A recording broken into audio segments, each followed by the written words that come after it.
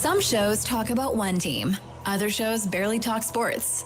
This show will talk Packers, Brewers, and Bucks.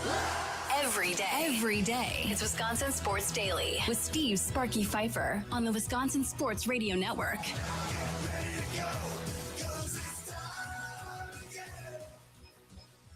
Got to apologize to Mark and Eagle. Was there on the leadoff show. We just had Sam Dykstra on. And Mark and Eagle had texted in, and I missed it. Ask about Leandros Matos, and I didn't see it until we got to commercial break. So I apologize to you, Mark, for missing that, because Matos has really been playing well as well. That would have been another guy to ask. Matos not on that list, though, for top 30. Not makes top 30 list. So don't worry. We'll have Sam on again, I'm sure, between now and the end of the season. Okay, so on to today's show, Charlie Sounds of the Day comes up right here at 3:40, like it normally does. And Plead the Fifth, brought to you by Habish, and Rotier, your opportunity to, kind of tell everybody who you're sick of listening to and who needs to keep it to yourself, right? Make yourself look bad. You can do that at 4 o'clock. Normally we do that at 4:20. We're flipping it around today because we have Andy Herman from the Pack-A-Day podcast coming up at 4:20. And I don't have it on the rundown, but shame on me. But we also need to get our guy Austin Herdania on from the Potawatomi Sports. Austin Herdania. Shame on me for forgetting to tell you he's going to be out the next 2 weeks. He's at the Brewers game today, he said. So he's too busy there. And he's going to be in the Bahamas next week. He's going on vacation. He's ditching us, Sparky. Ditching us. Would have been a good day to have him on to talk about the LeBron stuff. It's okay, though. I'm sure he's having fun at the Brewers game. Or we'll have text fun. us the odds for the alumni game. No, it's fine. So Austin Herdania, Potawatomi Sportsbook manager, will be back in 3 weeks. So not this week or next week, which is fine. Thanks, Sparky Miss, coming up at 4:40 instead. Then we're going to take this bad boy right up to the post-game show. Normally we do Wisconsin Sports Wrap-Up at 5 o'clock, but we're going to keep on the air until the baseball game is done. Then it's Potawatomi Sportsbook post-game show with Tim Allen and myself, taking you up to about 7 o'clock or so this evening. I want to start out talking about LeBron, if y'all don't mind, and I'm sure a lot of you do mind. I don't want to talk about LeBron. Who cares about LeBron? The Bucks aren't going to be any good anyhow. Yes, and yes, I understand that. But this is a pretty significant story, and it's fascinating to me on many, many levels. Now, the question that I have is relatively simple, which is just, do you think he made the right choice to go to Philly? Do you think a different team would have been a better choice than the team he decided? Holy cow, is that thing zoomed in on your face right now? Woo! A close-up of Charlie over there. It's been a while since that camera zoomed in on you. I know, right? I thought we fixed it. I thought we turned off that mode. These apparently not. Machines have a mind of their own. So, want to know if you think LeBron made the right choice going to Philly. Should he have chose Golden State? Should he have chose Minnesota? Should he have chose Cleveland? Should he have chose Miami? Was Philly the right choice for LeBron? Nicolay Law talking text line 414-677-1250. First off, one thing that I did not think of, and I will give it to social media for doing this. This is the 81st season of the NBA. LeBron signed today on July 24th. And Kobe Bryant is from Philadelphia. 81st season, 81 points in a game. He signs on the 24th, Kobe's number. And Kobe is from Philly, and that's where he signs. No. No, that's stupid. I'm sorry. I don't know. I think Kobe was It's awesome. something. I thought I was really sad when he passed away too, but not everything has to be related to Kobe. I'm sorry, guys. I don't know. Like, that's not how this works. I don't know. I wouldn't be surprised if LeBron hears that and all of a sudden claims that. The guy tweeted it back at him with the facts after, because LeBron went on X with this whole thing on X. Again, Giannis really doesn't do this stuff. Also, LeBron knows he can put like everything into one tweet nowadays, right? Especially if he has a check mark. He put it into like 10 tweets. Yes, I have it right here. I'm going to read it. But again, that's just old guy LeBron. He's old like us, and that's not us. Not us, yeah. Excuse me. Me, not you. Sorry, I apologize. LeBron says, I thought I was done when the season ended. I wasn't ready to announce it, and I knew I needed some time to really decide, but I was pretty sure I played my last game. I was honest at the last press conference when I said I needed to look at myself and decide if I still love this game. I still do truly love this game, and I have more to give. last few weeks have been really special. I've never been able to have no clue what to do and take real time to just think. I've had an incredible few months with all the people I love trying to figure it all out. This is my last decision. I like how he works the decision part of this in. Yeah, even though he said there would be no decision. Correct. Yeah. I'm not going for the money. I'm not going for family. What am I really playing for at this point? I still want to sacrifice. I still want to work. I still want to grind. I still want to compete to win and to have a chance at the feeling of winning another championship. I believe I can help make the Philadelphia 76ers a championship team, and I'm so excited to energize a new fan base and start this incredible journey one last time. Thank you, LA. Miami, I'll forever love, and Northeast Ohio will always be home. That is LeBron James. Now, I have so many thoughts going through my head on this one. First off, my first thought was, this is the best lineup in basketball. It's not close. We can talk about Oklahoma City being more of a favorite than Philly or San Antonio. Those lineups are not as good as this lineup. They're just not. This is the best starting five in basketball. They literally have a score at every position that can get you 20 on any given night. All five positions can get you 20.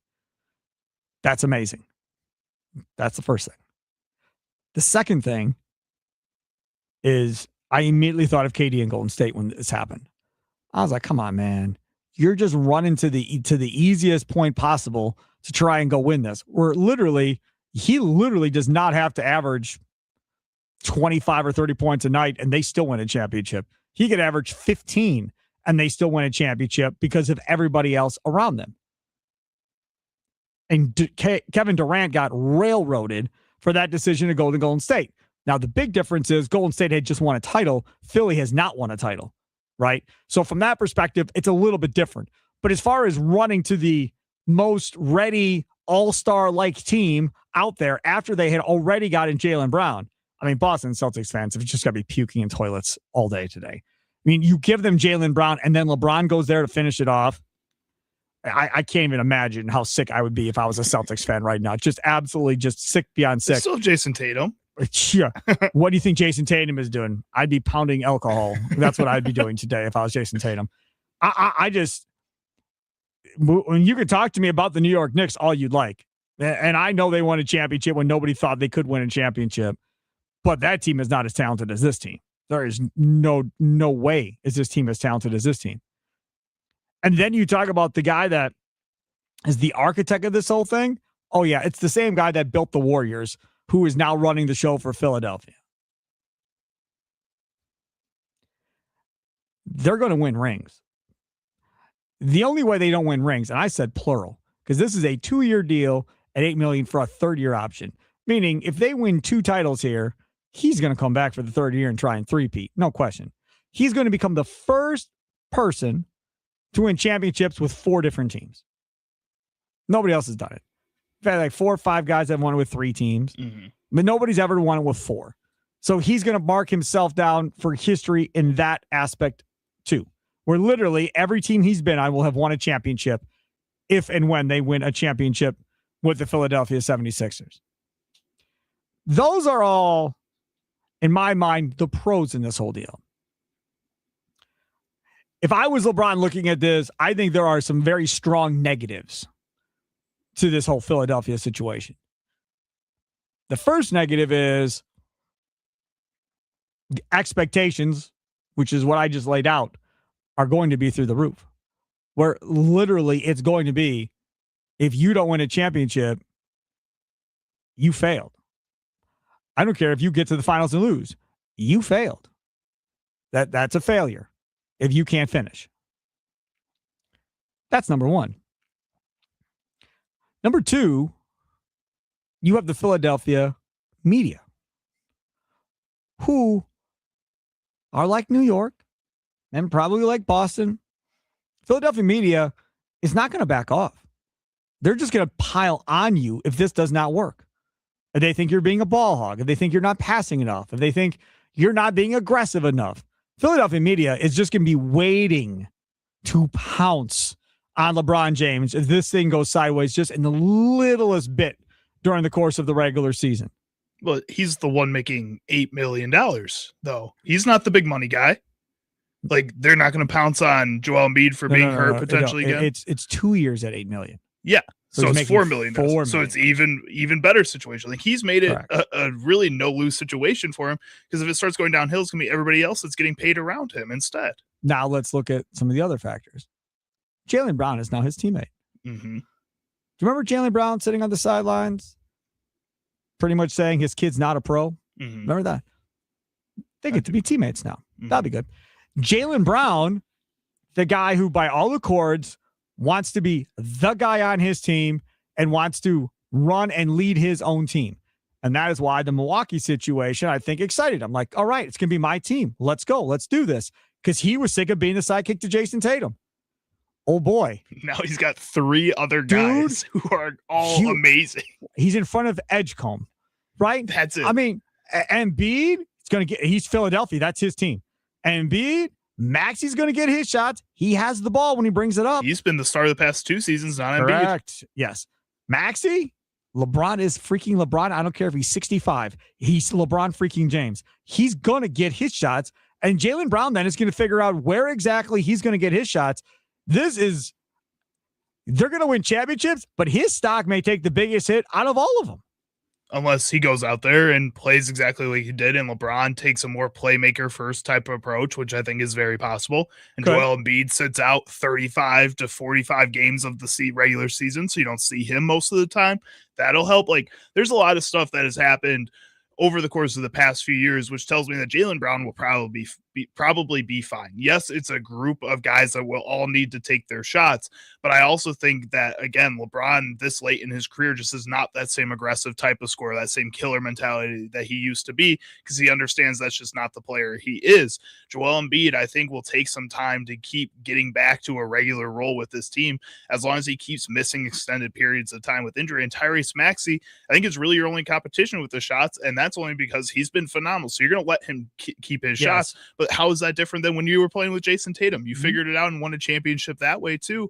So you can figure it out this way too. I think he'll be in an all right situation even with these guys. Okay, so the other part about this, in some type of ironic type of deal, I guess, really at the end of the day, is the president of basketball operations for the Philadelphia 76ers is Mike Gansey.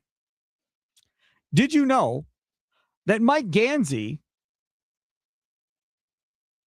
finished second to LeBron James as Ohio's Mr. Basketball in 2001? I did not know that. And now he is the one that is going to get some credit. Bob Myers is going to get all the credit, but he is technically the guy that was there that brought LeBron to Philadelphia. Gansey not running the Cavaliers, running the Sixers. LeBron doesn't go home to finish his career, instead of goes to the 76ers. That is something else. Like, there is a photo, College Sports Only. Let's see if I can help you out. There is LeBron and this dude back when they were in high school together. That is crazy. I saw that. I was like, are you kidding me? Small world, Sparky. Yeah, man. That is wild to me that whole thing played out. Now, there is another thing here, and I got to find it. That is something else. It's Nick Nurse's birthday today. He turned 59. That's a nice birthday present for Nick Nurse. You get LeBron James to come to your team. It's a nice 59th birthday decision, right? That's good. The other part about this is something that Eddie brings up. You can read it over there on the Dugout YouTube chat. Eddie says, too many superstars in the 76ers. There will be a mutiny. Best believe. What up, Charlie? Okay. Hey, Eddie. How's it going? So Dean Oliver, who is the author of Basketball Beyond paper, usages last year in the NBA. LeBron James, 27%. Maxey on this team, 29%. Embiid on this team, 32%. Edgecombe as a rookie on this team, 19%. Jaylen Brown in Boston, 35%. And now they're all going to play together? That doesn't even include bench guys. That, good luck. Well, if I was VJ Edgecombe first off, out of all of these guys, I would learn how to make my 3-point shots at the most consistent rate I possibly can and be the best defender I can. Because those two things have gotten a lot of other guys traded from other teams in big packages that got them paid. Desmond Bane figured out how to do that with a lot of offensive talent around him in Memphis. You just saw Lou Dort get traded off of a championship Oklahoma City Thunder team, and he's going to get paid by Atlanta in that role too. You need to learn how to hide your pride a little bit and take the shots that are necessary. And that's a lot of 3-point shots for you. I think the rest of this team, again, is going to figure it out. Like, it's such a talented team with a couple guys in LeBron James and Joel Embiid. I think later on in his career has taken a kind of a different kind of role and more of a leadership style with this team with the 76ers. Both those guys, I think, are veteran enough to take a step back and allow Jaylen Brown and Tyrese Maxey again to take over. The Brewers already down 2-0, by the way. Shane Drone is pitching. They attempted to do the old school hats with the M&B interlock, but they got rid of the green. The green's still there. Really? Because I didn't see it on the head of Shane Drone. Between the white and the gold. It's really thin. Oh, I mean, it was a lot more pronounced back when they wore those old school jerseys. Yeah. I saw a close-up before. So, again, we'll have the Potawatomi Sportsbook postgame show afterwards. Let's go to Trell on the north side. He is on the Nicolay Law Talk and text line like you can be as well, 414-677-1250. Do you think LeBron made the right choice going to Philly, LeBron, or Trell? No. I totally disagree with you, Spark. I heard what you were talking about before. They're going to win championships. I don't think that's going to happen. I would be even surprised if they even made the championship. And I'll tell you why. And they got a path to make it, because I don't think, even though the East has got better, I'm not sure how good the teams are completely. There's some nice players being put together on rosters, but it takes time for a team to gel. And I think that's going to be something that fights against Philadelphia. You talking about guys with all those high usage rates. It takes time for guys to play together like that. Then you got to, have your ego check and be willing to sacrifice. So that's gonna take some time. Then you look at their roster. There's athletes on there, but where's the shooting? Escom can shoot. Maxey is more of a scorer. Jaylen Brown's more of a scorer. Joel Embiid, I mean, he played about 35 games, and he's gonna slow. Yeah. He's gonna slow the ball down and change their offense when he's in and when he's out. And LeBron James is an older guy. He can still do some LeBron things, but when it comes down to it and they get in the playoffs, he's going to have to put on his cape. And I'm not sure if he still has that much.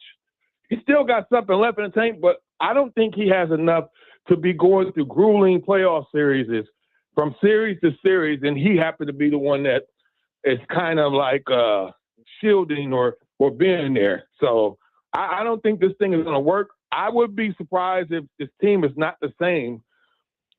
Maybe the halfway point, or for sure in the offseason, their pieces are going to be getting moved on this team.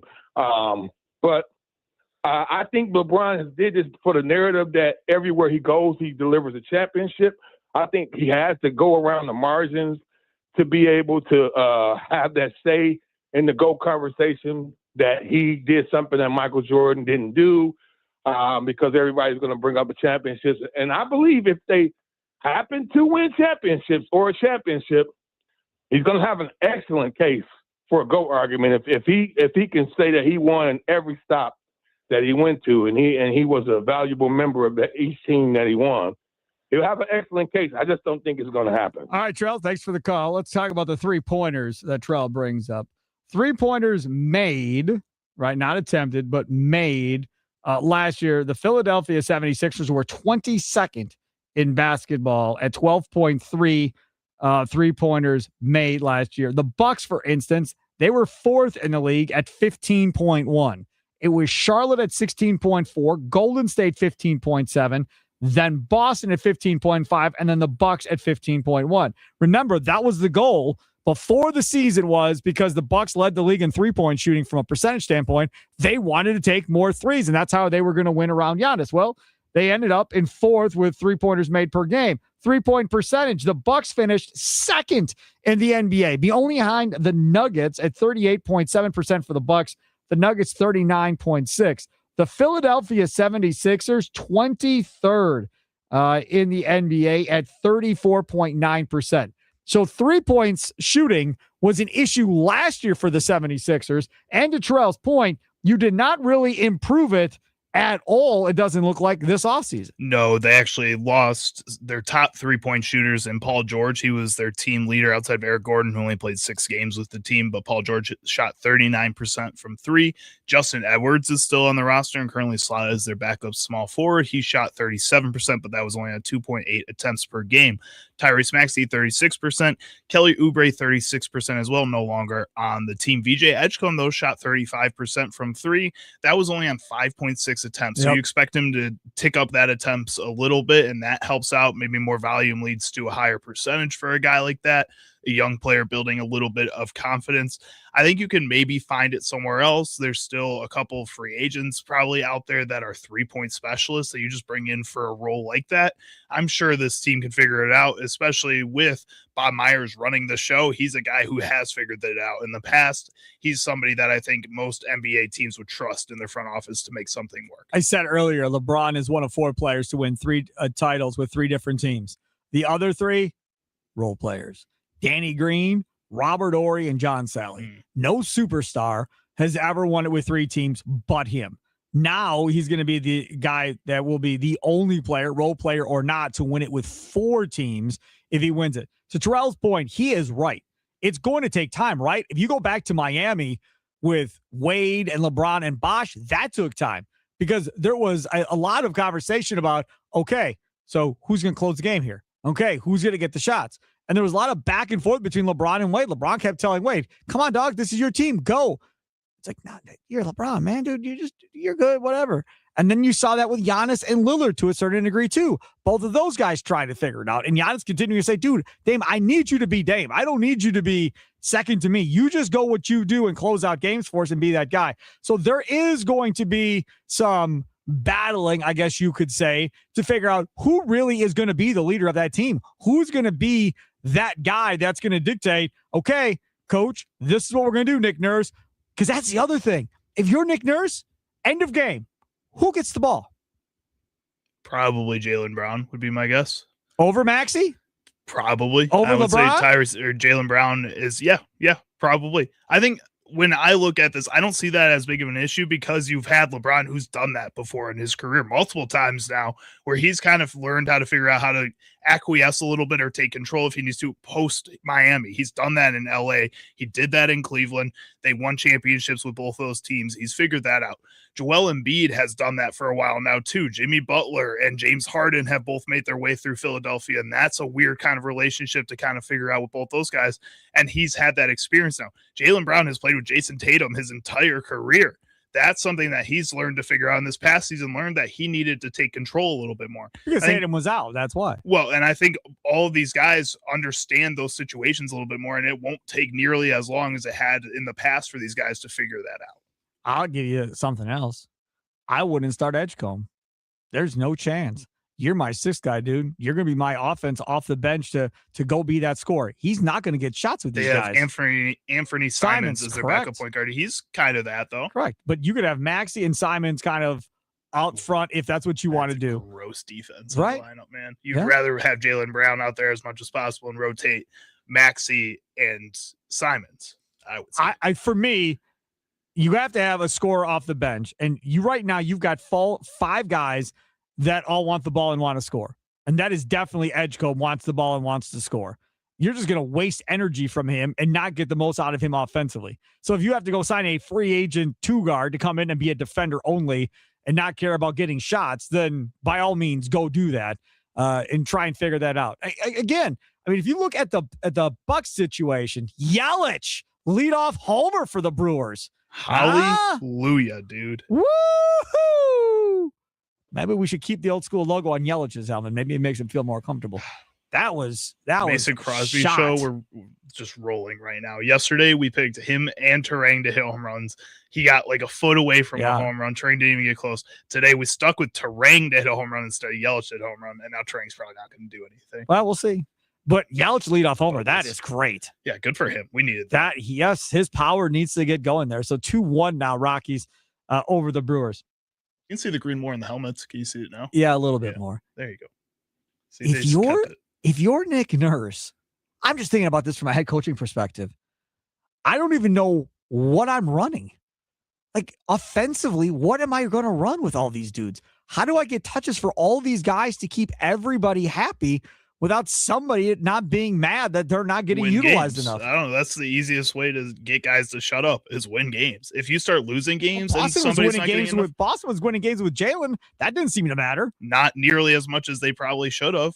And I think he understood that when Jason Tatum was going to come back because they lost in the playoffs, that they were just going to give Jason Tatum the ball again. And I think that's what he was worried about in Golden State when they won a whole bunch of games with Kevin Durant after he signed there. Nobody was really mad that somebody wasn't getting shots over the other until 10 years later when Draymond Green claims that he could have shot more shots. Interesting. I don't know who Wayne is listening to, but whoever it is, it's probably not our sister station. Maybe WIP in Philadelphia. Sparky just heard on your sister station that the Big Three reached out to LeBron to join the team. Now, that very well may be.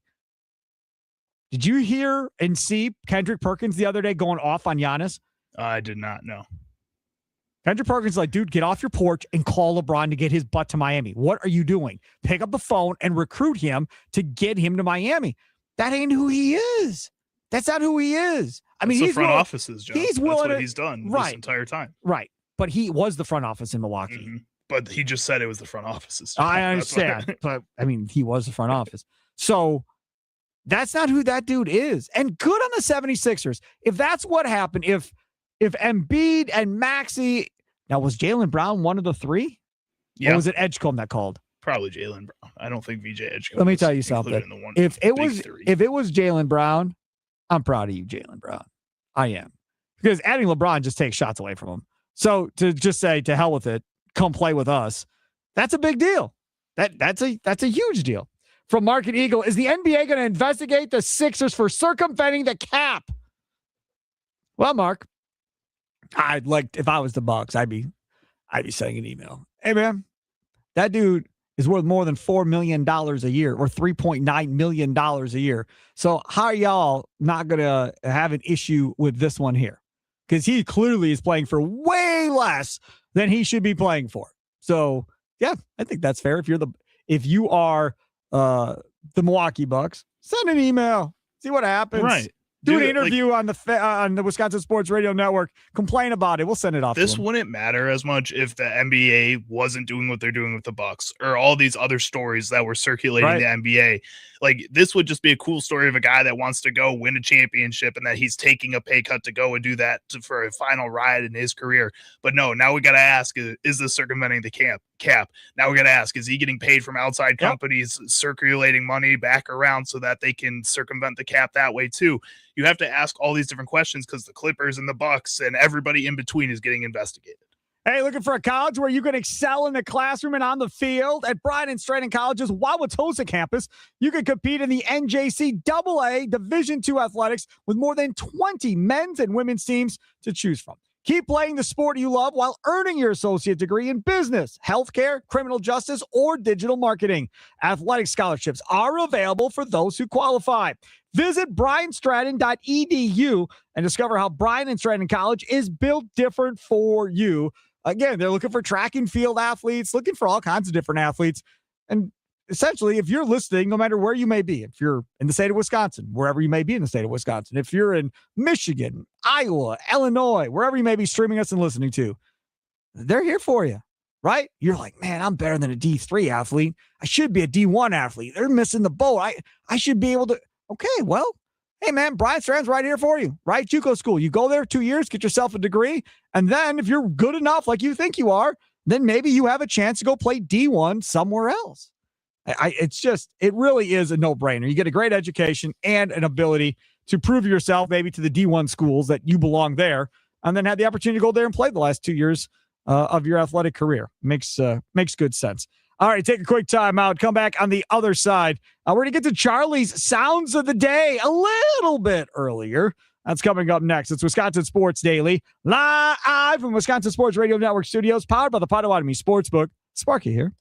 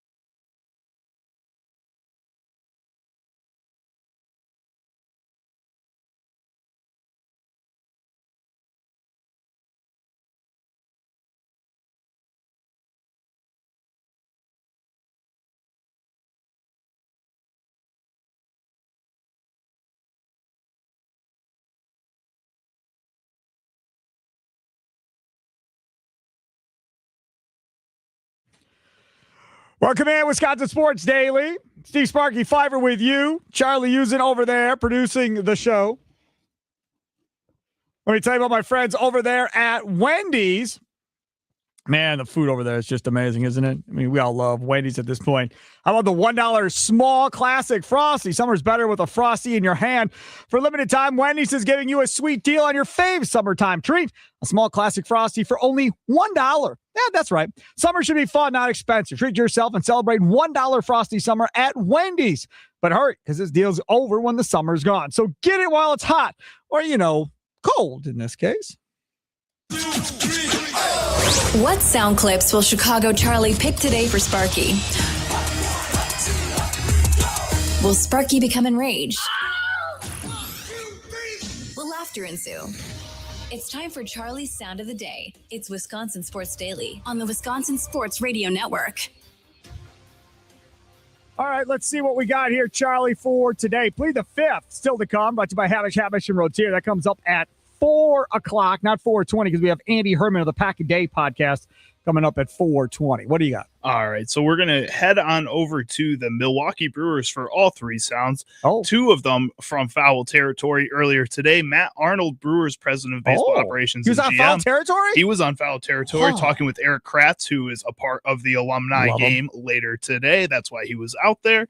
They were discussing what the days leading up to the trade deadline look like for Matt Arnold. I think people are planting a lot of seeds. I think at the moment right now, teams are still reading where they're at in the standings. I don't think anybody's totally all in on where they're going yet. There are maybe a handful of teams, but for the most part, I think a lot of teams will try to drag this down to 72 to 48 hours before the deadline. And so, we'll see what happens. But I think at least sort of doing that work early, because I think, when you have those reps and conversations with other teams, you have a better sense of, like, if this happens, if we decide to sell or buy, like, you just have a better sense of what the other team is trying to do, and hopefully you can line up sooner than later. Brian Cashman said, I think last week, he said, I think some of these records are giving people false hope or false whatever. Do you get different conversations from National League teams and American League teams? The American League, Boston, they went on an incredible run, but they were completely out, and now they're back in the mix. Like, do you get different calls from the different leagues that are conversating differently? Yeah, absolutely. I think there are I've talked to a handful of American League teams that have mentioned, like, we're not that good. They're saying, like, but we still have a shot, and so I think that's a real thing for several teams, and they just have to decide whether it's, whether they're going to buy or sell or hedge or however that looks for them. But yeah, I do get a little bit of a different tone from the different leagues at the moment. They should call Doug Melvin. They should. He's in Milwaukee. Like, if you're watching this, you're a GM of another team, and your team's not that good, but you're technically still in it, I'm sure you have Doug Melvin's number. If not, call the hotline. I can help you. You really need to talk to him. He tells a great story from back before he was with the Brewers, back when he was with the Rangers. Did you know that he was the GM of the Rangers when Alex Rodriguez signed that deal? That nutso. I didn't know that. No, I wasn't aware. That was an insane deal by Alex Rodriguez. Also, I'm pretty sure where he started talking about steroids and stuff too with Canseco. Wasn't he there during that time? Let me see. I want to make sure I'm right on that. So make sure I didn't misspeak. Rodriguez signed the contract there. Let's see if I'm right or not. Yeah, it was Doug Melvin. Yep, I was right. 10 years, $252 million back in December 11th of 2000. But Melvin tells a story back when he was with the Rangers. They were like a couple of games out, 2-3 games out, whatever it was, of the lead. And Melvin essentially did a white flag trade and made a deal for the future. And Doug goes, people were mad at me. He goes, but I knew we weren't good enough to go win the thing. So I did what was best for the organization for the future and made that move. Y'all need to get on the damn phone and talk to Doug Melvin, because a lot of you all know you aren't good enough to go beat the Rays or go beat whoever in the AL at this point. You're just not good enough. It's not going to happen. So why not, if you're one of these teams that are around 500 or just under 500, sell and get yourself in a position to potentially win a World Series in the next couple of years, versus essentially just getting in to get bounced immediately. Because some crazy teams think because there's so many teams all clustered together that they have a shot. And that they can win it this year. They don't have to wait for the next 3 years. They can win it this year. Baseball coverage on the Wisconsin Sports Radio Network is presented by Xfinity. Score the most reliable Wi-Fi, one price, 5 years, guaranteed. Xfinity, imagine that. All right, next clip. Brewers closer was also on foul territory with Eric Kratz down there at the stadium, and Trevor McGill, and he was talking about the Brewers' challenge strategy and Gary Sanchez loving to challenge. Gary eats up a lot of those things, man. He's usually right. El Gary. El Gary just challenging. Nobody else does that. No one likes challenging more than Kraken, man. But he's been on it this year, and he's flipped a lot of counts for himself and for our pitchers. Just check. I mean, but do you sit out there and you go, I'm 100% following what El Gary or Wild Bill says? Oh, we're not challenging as pitchers. Nobody. No, we had a challenge earlier in the year and the phone got picked up not to do that, coming from Murphy. So me and William, we kind of have the relationship to where if I throw a heater or a curveball down, I'll give him like a nod real quick, like I want that, and it's up to him to do it or not. That's quick. That's a quick because he can't delay. No. Well, I mean, he got 3 seconds, which is honestly a lot more time than you think out there. Does he give you this? No, not really. I mean, I usually know if it's a ball, but if it's a close one, I think we had one against Miami. I nodded my head real quick on a low heater and immediately hit the challenge button, and we won it. So that was pretty cool.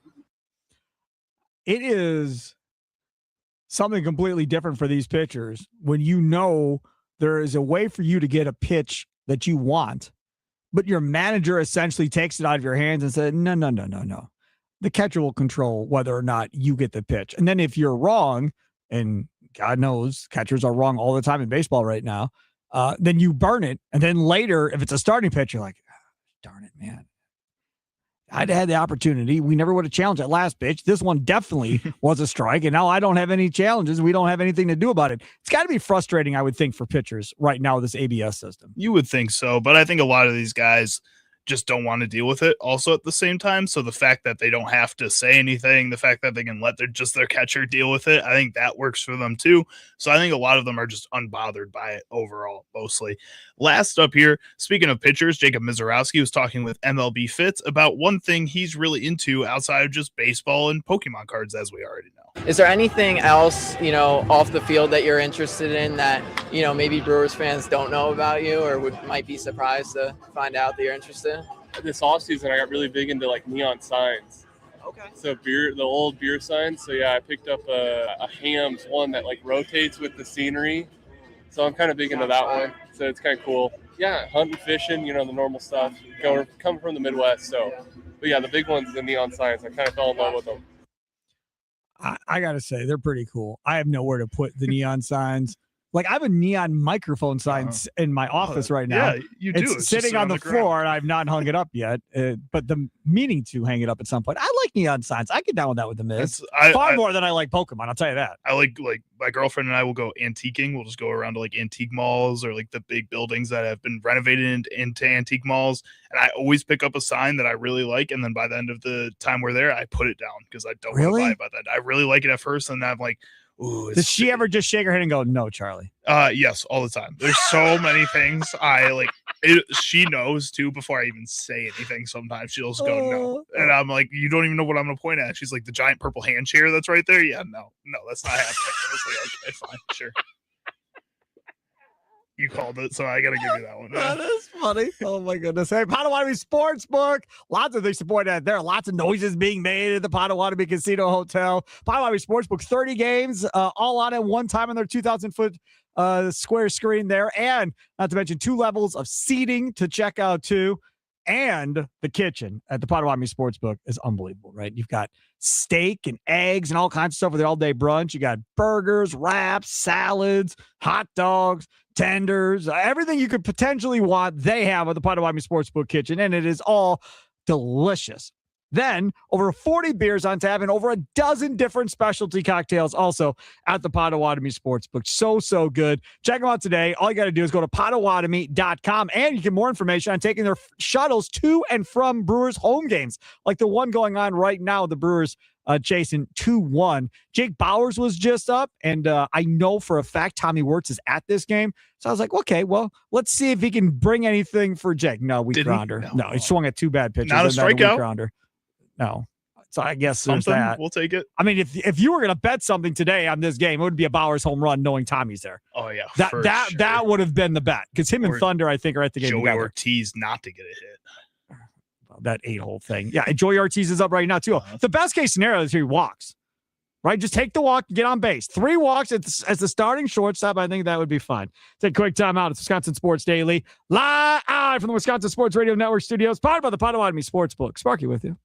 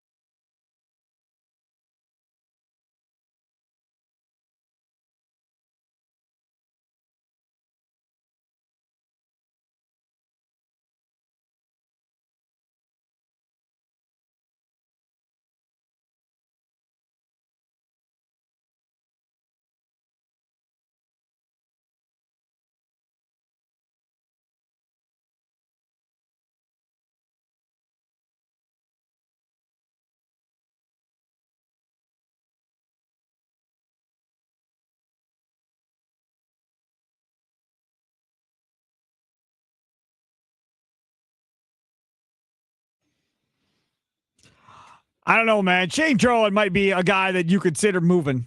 Just saying. 3-1 now, Rockies over the Brewers. I was looking back at Shane Drowan's numbers. If you look at starts in games where he threw 60, 70 pitches or more, he's only had one outing where he didn't give up a run. That was June 24th against the Reds. He even came through 5 innings, 4 1/3, 5 hits, no runs, 3 walks, 5 strikeouts. The only one where he hasn't given up a run. His last 2 outings before this, 6 1/3, 3 runs to the Pirates. The outing after that, his last outing against the Marlins, 6 innings, 3 earned runs there as well. And now we're at 3 earned runs, and we're only in the 3rd inning at this point. Yeah, and he's only at 37 pitches. I'm just saying, if he gets through it, and you can maybe drag him one more, but this is not. Yeah, going. I'm just saying, at the trade deadline, everybody's talking about trading Sprode or and move him to the bullpen, trading Sprode or trading Henderson or whatever else. I don't know, man. If I can get something for Shane Drowan, I don't think I'd be opposed to trading Shane Drowan at this point. Moving on from him. Just saying. More out of Sprout. Coming up next, Plead the Fifth, brought to you by Habish, and Rotier. You're not going to want to go anywhere. Don't forget the Wisconsin Sports Radio Network, proudly outfitted by Burkhardt Sporting Goods, official apparel partner. Outfit your team or company with custom apparel today at BSG1881.com. BSG1881.com.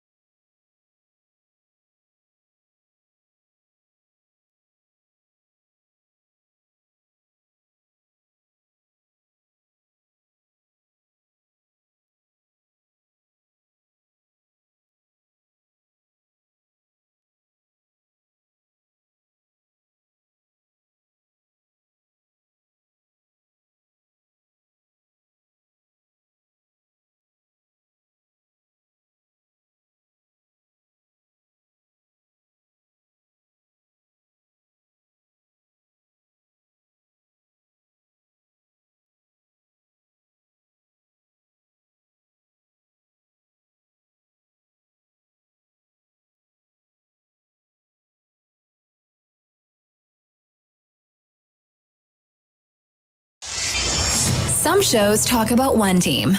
Other shows barely talk sports. This show will talk Packers, Brewers, and Bucks. Every day. It's Wisconsin Sports Daily with Steve Sparky Pfeiffer on the Wisconsin Sports Radio Network.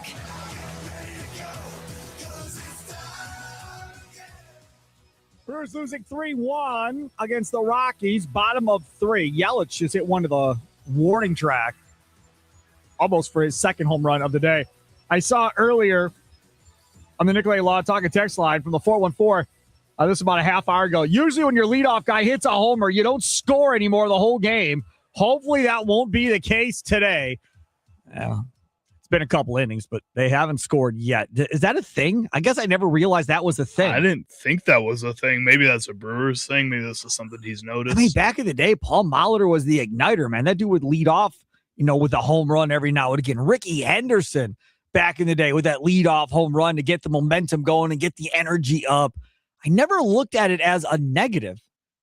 414 changing my mind now on maybe there is some negative to a leadoff homer potentially not helping your offense. I'm guessing that's not factually based. I'm guessing that's that person's opinion. Doesn't seem like, for the most part, most teams are over 500 when it comes to having a leadoff home run.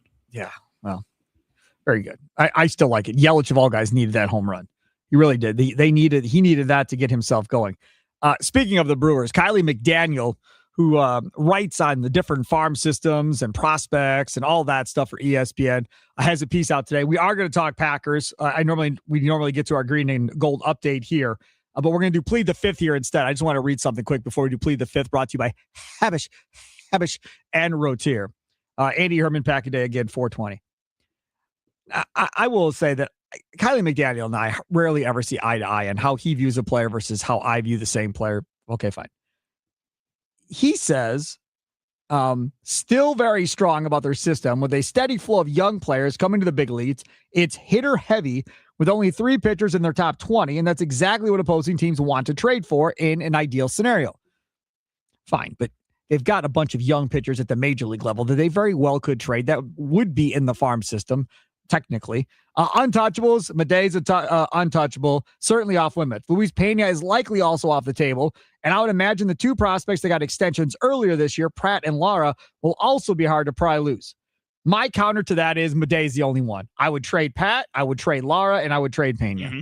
He said hard to pry loose, which tells me that there is probably a price for those guys. I do assume it'd be a big price, but yeah, I would assume they're on the market too. If team is going to offer, again, Yordan Alvarez or some other stud player, why not offer those guys? I would do it. Prospects they could deal. Jet Williams, 1,000% agree with that.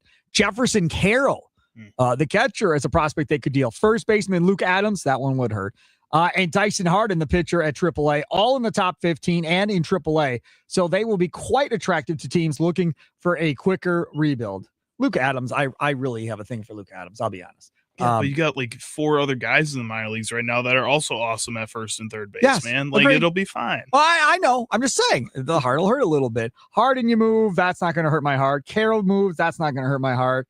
Jet Williams, see you later. Not going to miss him. Luke Adams would hurt a little. It would.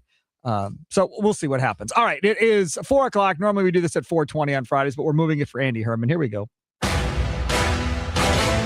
It's a Plead the Fifth Friday, sponsored by Habish, and Rotier. Who should have just kept their mouths shut? Who made a bad decision commenting on a topic they shouldn't have? Let's hear who you think should plead the fifth this week on Wisconsin Sports Daily. Served up by Wendy's with Steve Sparky Pfeiffer. All right, who should have plead the fifth and just keep their mouth shut? 414-677-1250, 414-677-1250. Don't forget, you can stream us, watch us right there at WI Sports Radio on YouTube, on Instagram, on X, and, of course, on the Fan Milwaukee Facebook page as well. Charlie, who should have just kept their mouth shut? So first up, this isn't exactly somebody who should have kept their mouth shut, but on Charlie Sounds of the Day, I sometimes like to play like defensive highlights from baseball games. I love highlights in baseball games. I also like to play on Plead the Fifth some blunders from certain teams. The Philadelphia Phillies were taking on the Los Angeles Dodgers earlier in the week. In the bottom of the ninth, JT Realmuto was on second base with Justin Crawford on third base.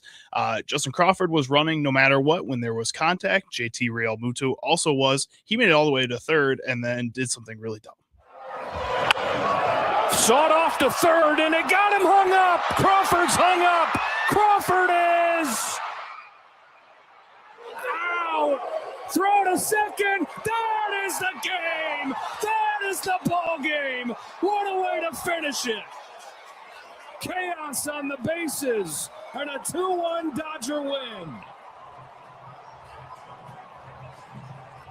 Phillies are going on contact. But after contact in the rundown, they should have just stayed in the rundown, gone back to third, and stayed on third with two guys, and at least have a shot with 2 outs to tie the game and even win the game, because you could be at first and third. But they give up, both runners give up the bag. Here, 1 out, and now Mookie, a good heads-up play, getting the ball to second. Where's Realmuto going? He should have just stayed right on the bag. It's funny. The Philadelphia call is way more hilarious. What are we doing?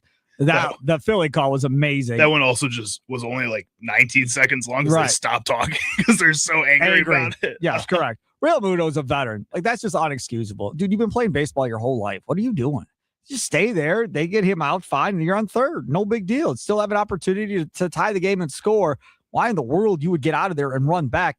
Unless, highly doubt this, but unless the third base coach was yelling at him to go back, then that's different. Then it's like, okay, man, that's what you want me to do. I'll go back. In the video, though, the third base coach looks dismayed. He's like there, kind of active with it as JT gets the third, and then JT starts going back, and the third base coach just kind of like drops his body language, is like, oh no, what is he doing right now? Also, doesn't seem like he's yelling at JT to come back at all. Right, so. That's what he should have been doing. Hey, where are you going? Get back here! What the hell's happening? Yes, get over here. Where are you going? Like something. You don't just let that whole play out. Goodness gracious. Okay, what else you got? Next up, we're going to head on over to the Dan Patrick Show, where future Hall of Famer, most likely, I think, Joey Votto, was discussing the steroid era with Dan, and he was saying that a lot of those guys should get a little bit of a break. The Hall of Fame is gatekept by the writers, and they have every right to allow or disallow whoever they want. But there's clearly two athletes, and then the tier below that aren't allowed in. And my simple perspective was, I think we should paint that generation with one brush, because we don't know who's telling the truth and we don't know who isn't. We don't know who's been mute on the subject and who's spoken up and admitted something, but maybe in their own way. And I think it's unfair if a few guys aren't allowed in because they just happen to be better. They just happen to be better at the game. They happen to be better responders. So I just think that there's guys in the Hall of Fame that may or may not have scuffed the ball or spit on the ball, or there may have been guys that have used the sticky stuff, which, by the way, I played against that stuff. And I also played it on the very edge of the steroid era, and I played against guys that tested positive. And the sticky stuff, to me, as someone that faced pitching, was the clearest difference maker that I had seen. And there's been guys that have doctored the ball over the history of the game. And so from my perspective, that we don't allow a few of these guys in that essentially carried the game post-strike, carried the game through 9/11, and made the game super fun. I don't know. It's the responsibility of the fan that shows up in Cooperstown and that tunes in to tell their own story, to say, you know what, he did this, but that's okay because he also did it too, sort of thing. Boy, imagine that being your parent. That's got to be something. Get out of here with that nonsense. What are we talking about? First of all, if you were a pitcher during that horrendous era of baseball where it was home run derby every day, I am sure that those pitchers are like, to hell with you. You aren't going anywhere. Right. There's no chance. Because if I got to pitch in the era we're in now, my ERA would have been half of what my ERA was back then when all you guys were getting juiced up out of your gourd. No, absolutely not. Look, if you feel bad for him, make the steroids Hall of Fame. Right? Go ahead. Somebody build a building for them, and you could put all these dudes in that will never, ever, ever be in the Baseball Hall of Fame, have their own building, and see how many people tour it to go see the juiced Hall of Fame. Hell, you could put football players in there that got busted for steroids. You can just do it all the way around and have your own thing. I will never, ever, ever, ever agree that those people should be in the Hall of Fame. It will never, ever happen. I'll never get down with it. Do I think it's going to happen? Yes. Because I think the younger generation simply do not care. And they're going to put him in eventually. That's what's going to happen. Once the oldies are out of the way and the younger generation gets their say, these guys are all going to go in. That's what I think. All right. And last up here, we're going to hear from NFL Films and HBO as they announced who their new Hard Knocks team is going to be. And it's straying a little bit away. This. What's up? I didn't see this. And it's straying a little bit away from what they normally do with Hard Knocks. Man, you are champion. You have done it through our mentality of every freaking day. Next year, that's what it's going to take.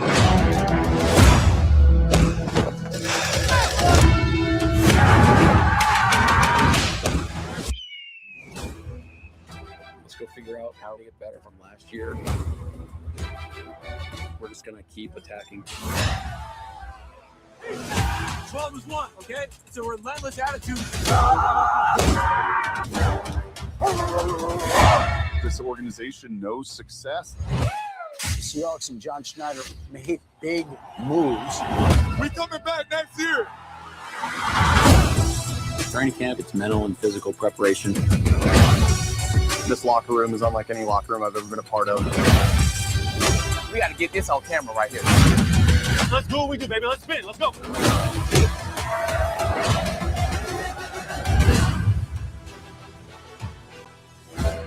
In case you didn't get the context clues, the Seattle Seahawks are going to be the team featured on Hard Knocks this season, the team that just won the Super Bowl, different from what they do in the past, which is typically a team that is on the rise that hasn't been in the playoffs for a while. John Schneider is from the Ted Thompson tree, but apparently far, far, far, far, far removed from the Ted Thompson tree. Because there is no way on God's green earth Ted Thompson, after winning a Super Bowl, is letting those fools into his locker room to come in and disrupt and be a problem in there. Now, I love John Schneider. I've had a chance to talk to John Schneider over the course of time. I got no issues with John. I don't think I would have done this. No, I would not have done this. Well, and I think it's cool from a fan perspective, because if it was me, I would just follow John Schneider around. I don't care about the McDonald as coach. Who cares? I want to fire. I'm gonna run around with John Schneider. I'm be in his office all the time and do that. And then characters on the Smith and Jigba. Hopefully he's entertaining. Maybe you hang out with him for a little bit. Who else is there that you would hang out with? Sam Darnold?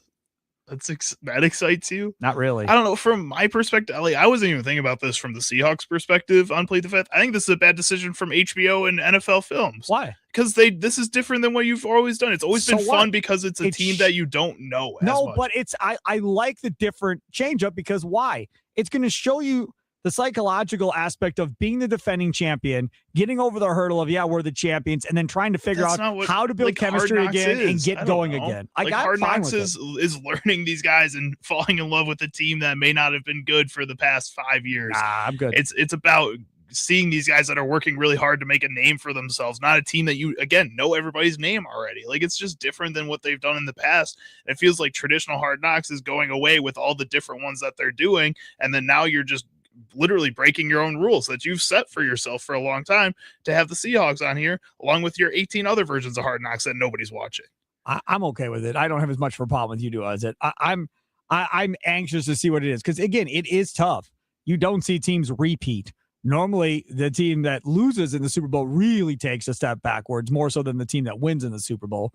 But that would have been the other aspect of it. You take the other team that Seattle beat, and you see if they can get themselves back up and into that run to go to the Super Bowl. They really have not had that, have they? Have they had a team yet that went to the Super Bowl the year that they've done Hard Knocks, where they've been that team that goes from earlier in the year to the end? I don't know that they have. I don't think so. They had a team from Hard Knocks end up going to the Super Bowl that year. Normally, the teams that are on Hard Knocks end up not being very good that year. And then everybody turns around and blames NFL Films and HBO for sending them into their locker room to screw up their team. That's normally how it goes. 2020 Hard Knocks was the Rams and Chargers. So then later that year, split. 2021 would have, like, the Super Bowl would have been in 2021 that year, which would have been the Rams, right? So, yeah. So the Rams would have gone That's from what it, Hard Knocks to right. the Super Bowl. So that would have been the last one that did it. Uh-huh. I don't know. I think the only one that's done. I don't mind it. We'll see what Andy Herman thinks. Pack a Day podcast.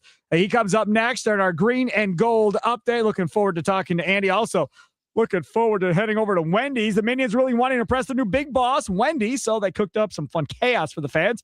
Say hello to the Minions and Monsters meal, featuring one of 4 unique collectibles: new banana frosty swirl, your choice of a big bacon classic, or spicy chicken sandwich, plus a small fry. It's time to go bananas over this exclusive Wendy's experience, limited time only. It's Wisconsin Sports Daily, live from the Wisconsin Sports Radio Network studios, powered by the Potawatomi Sportsbook. Sparky with you.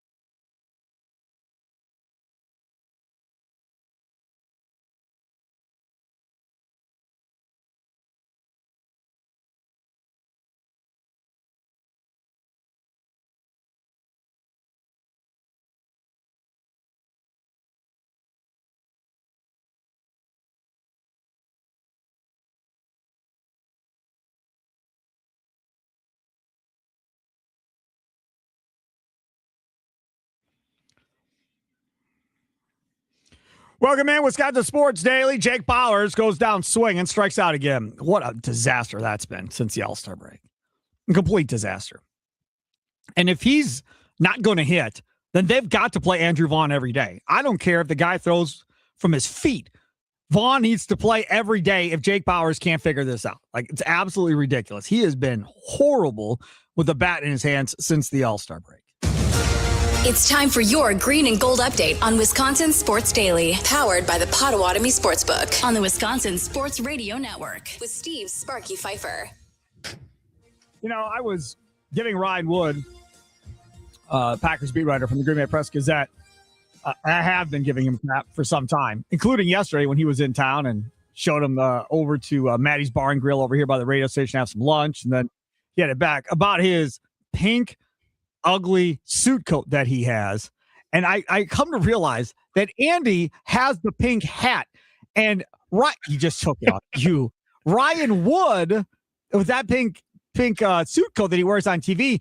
You should let him wear your hat on TV to match the suit coat because he's got a bald head. So give him your hat. He can wear it with his suit coat when he does his TV show in the fall. I think that works out wonderfully, Andy. No hats on TV, Sparky. Why? I don't know. I don't make the rules. You don't make the rules? I don't know. It was funny. You were wearing pink. I was like, oh, man, here we go again with this pink color. And our guy over there, Charlie, he's wearing pink today as well. Yeah, you are. Okay, Andy Herman, it's been too long since we've talked. How's Pack a Day Podcast going? Are you highly successful and still killing it like always? That's what the rumors are saying. No, it's been going great. We are ready to kick off training camp, obviously, next week, which is, everything just supercharges starting then. We've got through sort of the doldrums. We've had content still every single day. So, yeah, it's going very well. Your kids know who you are now after a little bit of the off season. You get to hang out with them, see them. You're not stuck in that office of yours, never coming out and working 24/7. I'm sure they appreciated seeing their dad for a little while. Yes, that is one of the very nice aspects of this sort of off season. Just went on a vacation. Door County was fantastic. So yeah, it was a good time. Love Door County. Oh, yeah. Sister Bay Bowl, the fish fry. We went bowling. We hit the bowl. Yeah. Yep, Sister Bay Bowl is fun. Okay, so I want to start off at running back. Let's just start there. Where are you on Josh Jacobs? Are you on he's getting older? He lost a half a step last year.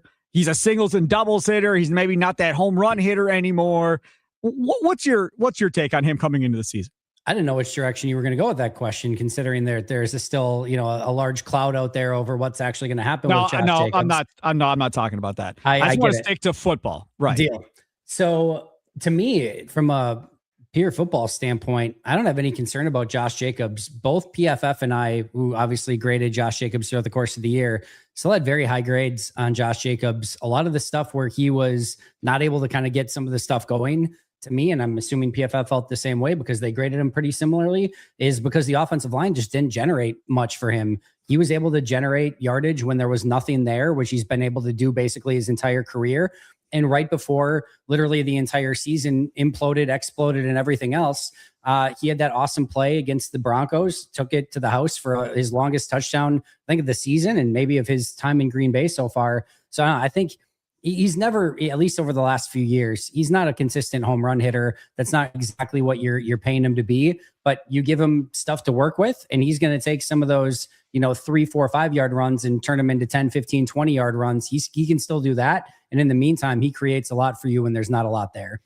As you get older, you tend to get hurt. And as you get hurt, it tends to take longer to rebound from that. I know all about that part, being old. The depth chart behind Josh Jacobs, I'm not as comfortable with currently because there's health issues back there as well. Are you comfortable with the depth chart behind Josh Jacobs? It's such a weird position in totality because, again, we don't know what's going to happen with the Josh Jacobs situation. Marshawn Lloyd has been able to stay healthy for 10 total snaps of his 2-year career. And then you have Chris Brooks, who is like the perfect number 3 back, but you really don't want him to ever be the number 2 or certainly the number 1 back. He's the perfect number 3 guy. You don't want to overtax him anything more than that.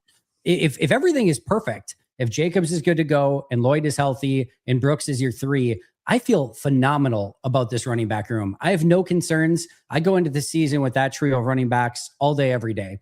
But not knowing what's going to happen with Jacobs, and obviously, like you said, just getting a little bit older as well, and Lloyd has literally not made it through more than a regular season game in 2 years. There's a lot of question marks, and you don't have anybody else that's ready to step up if you have any situation with Lloyd or with Jacobs. So I think that's where a little bit more of the concern is. But at the same token, you don't want to sort of go in a aggressive direction and trade for a running back right now or try to do something there when you don't need 4 guys. And if everyone is good to go through the season, now you have 4 guys. You don't have really a use for that 4th guy. What I would expect is to happen is you let this thing play out throughout the course of training camp. Hope that Jacobs and Lloyd and Brooks are all good to go to start the season. Let those other guys fight it out for the practice squad spots, or see if any of those other guys step up throughout the course of the offseason.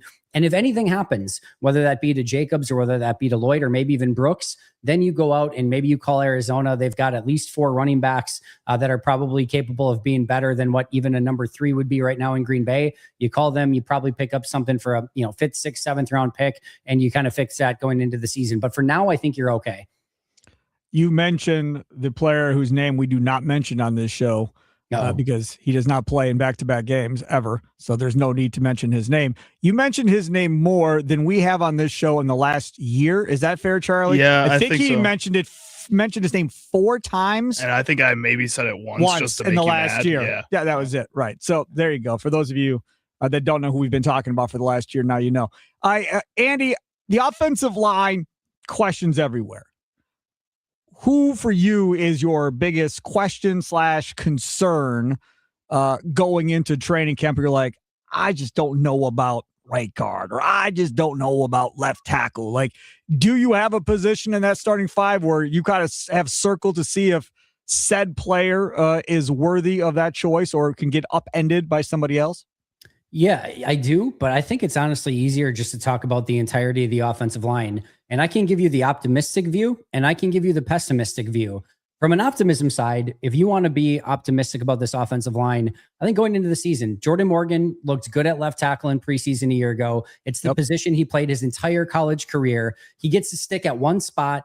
I think this is going to be very good. And Rasheed Walker was terrible last year. And I think Morgan at minimum should be better than what Walker put on tape a season ago. So I think there's reason to be optimistic there. At left guard, when Aaron Banks was injured last year, he played very poorly. When he was healthy, he played very well. And I thought his best game was probably that final playoff game against the Bears. So there's still hope to me for Aaron Banks, especially if he's healthy. Sean Rhyan, I thought he improved the center possession when he got there. Elton Jenkins did a very poor job when he was at center a season ago. Ryan made it better. And now he gets a full off season at center to actually learn the ins and outs of the position, get on the same page with Jordan Love. That should benefit him and the position. Right guard, Anthony Belton didn't play guard at all until they moved him there the week of. He practiced that tackle the entirety of the offseason and even into the season up until that week where they moved him to guard to start him at right guard. And so not only him getting hopefully some sort of year 2 jump, but also just a little bit more experience and being able to stick at right guard should help him. And then at right tackle, of course, Zach Tom was beat up so much last year. He didn't play at the end of the year. And even when he was out there, you could tell he wasn't 100%. And he still played well when he was out there. He should be back, good to go. And I think there's reasons to be optimistic about all 5 of those positions. On the pessimistic side, Jordan Morgan, you have to be a good left tackle. And we still have not seen a good Jordan Morgan season. We're going into year 3. And so now to have him be the protector of your blind side, there's certainly some room for concern there.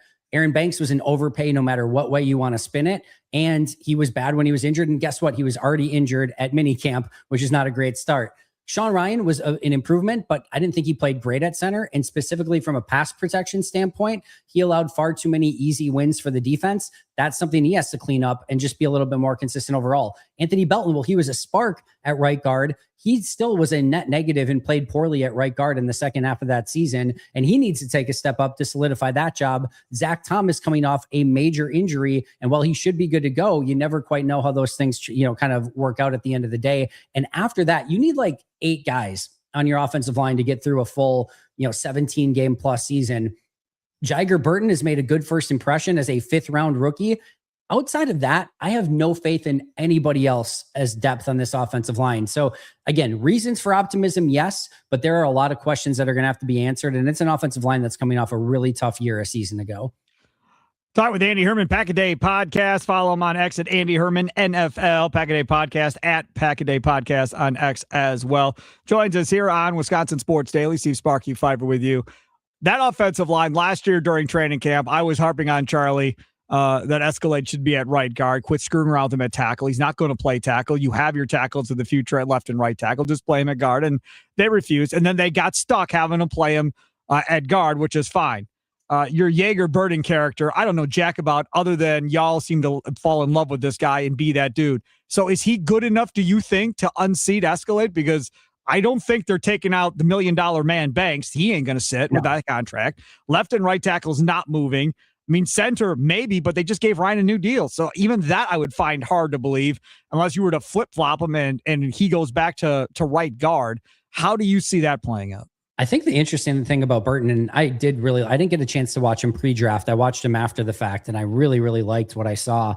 But I think what's really interesting about him is it's not even that I don't think anybody on the beats or anything else was like just, crazy about this guy.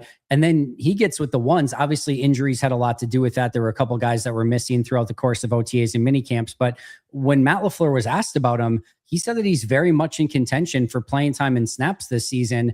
And for a 5th-round rookie, when the pads haven't even come on yet, that's a pretty crazy statement to kind of make that early. Not in a bad way. I'm just saying you usually don't see that from Matt LaFleur. So I thought that was very noteworthy. What I will note here about Jaeger Burton is this is a team that for basically the entirety of Matt LaFleur's tenure has not just had 5 offensive linemen. There is somebody that has been rotating just about every single season throughout the course of the year. So if you told me that there was a rotation between, Anthony Belton and Jaeger Burton at right guard, and Burton was playing 25, 30 snaps per game all the way from week 1 moving forward just to start getting him ingrained, sure, I would totally believe that. If you're one injury on the interior, whether that's Sean Ryan or Aaron Banks or Anthony Belton, and we saw, of course, Aaron Banks already have issues with it, I could easily see Burton take one of those 3 spots. So whether he's the first guy up on the interior and that top backup on the inside, or whether it is a platoon sort of situation, Green Bay has been creative with those situations in the past. It wouldn't shock me one bit if Burton was able to get his name in that conversation. That said, the pads haven't even come on yet. So let's see what this 5th-round rookie can do when the pads come on.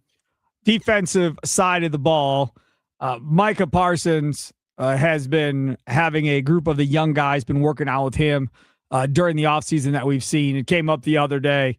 Why isn't Lucas Van Ness working out with those dudes like everybody else? But either way, we don't know. Maybe something else has come up or he wasn't invited or whatever. But of that group of young guys that was working out with Van Ness, who do you have your eye on to take that jump this year going into this season? Baron Sorrell is the one that I think is going to get the biggest opportunity. If you were asking me who I would pencil in as the starter opposite LVN, while Micah is out, I think I would put Baron Sorrell at the top of that list right now. But I think the one that intrigues me the most is Denai Dennis Sutton. Even in minicamp and OTAs, again, pads not on, whatever caveat you want to throw there. I was impressed by just his demeanor and some of the juice that he had. Even they took him and moved him inside on some obvious passing downs in practice already. He already got time with the ones already. I think that was one of the really cool things about this draft class already is we saw Brandon Cisse, Denai Dennis Sutton, Jaeger Burton. We saw all 4 of those top rookies that were drafted this year. Chris McClellan is the other one that all got time with the ones in OTAs and minicamps. That's not a normal thing for the Packers. So Denai Dennis Sutton's the one I'm keeping my eye on the most, but Baron Sorrell, I think, is going to get that first opportunity. I'm not there on Dennis Sutton. I wasn't there on Dennis Sutton when they drafted him. I'm still not there. He's long. He looks stiff to me. He doesn't look like he has a tremendous amount of bend to get around a corner. I don't know, man. Like watching him, I just don't see, oh man, he's going to go get double-digit sacks and he's going to go be that guy. I don't get excited about watching him on film. Well, no, I mean, he's a 4th-round pick for a reason. I think there was a lot of people who were looking to draft him in the 2nd or even the 3rd round. Yep. I thought 4th round was the exact round that he should have gone in. I thought Green Bay got great value in that 4th round, but I will say I was more on your side of things just watching the tape. Watching him in person, again, no pads on, but watching him in person, I came away a little bit more impressed than what I saw from the tape consistently. So we'll see what, again, that looks like when the pads come on. What about the cornerback room going into camp here? Because Andy just starts laughing because he knows. I mean, everybody can defend Keyshawn, fine, whatever. We won't even talk about him. But Carrington Valentine had moments last year where I thought he was okay. And then he had moments you're like, what in the hell are you doing at the same point, right? And then you've got, you bring in a free agent corner, you draft a couple of corners too. Did they get better in that room? they certainly have more bodies and more competition. No, that's not what I asked you. I said, did they get better? Yes, I didn't ask if they have more bodies. Because they got better simply because the players at like St. Juice home run. What do we get? Lara just robbed a dude at the wall. Oh, Carrick at the wall. Great catch. All right, sorry. Go ahead. No, you're all good. I didn't have it on, so I'm glad I can just look at your reactions. And yeah, they're still down. They're still down 4-1 in the sixth. All right, they'll be all right. So yeah, where were we going with that? What were we talking about? We were talking about the quarterback room. Are they better? Yeah. I was trying to forget that we were talking about the corner. Can we go back to talking about the Brewers?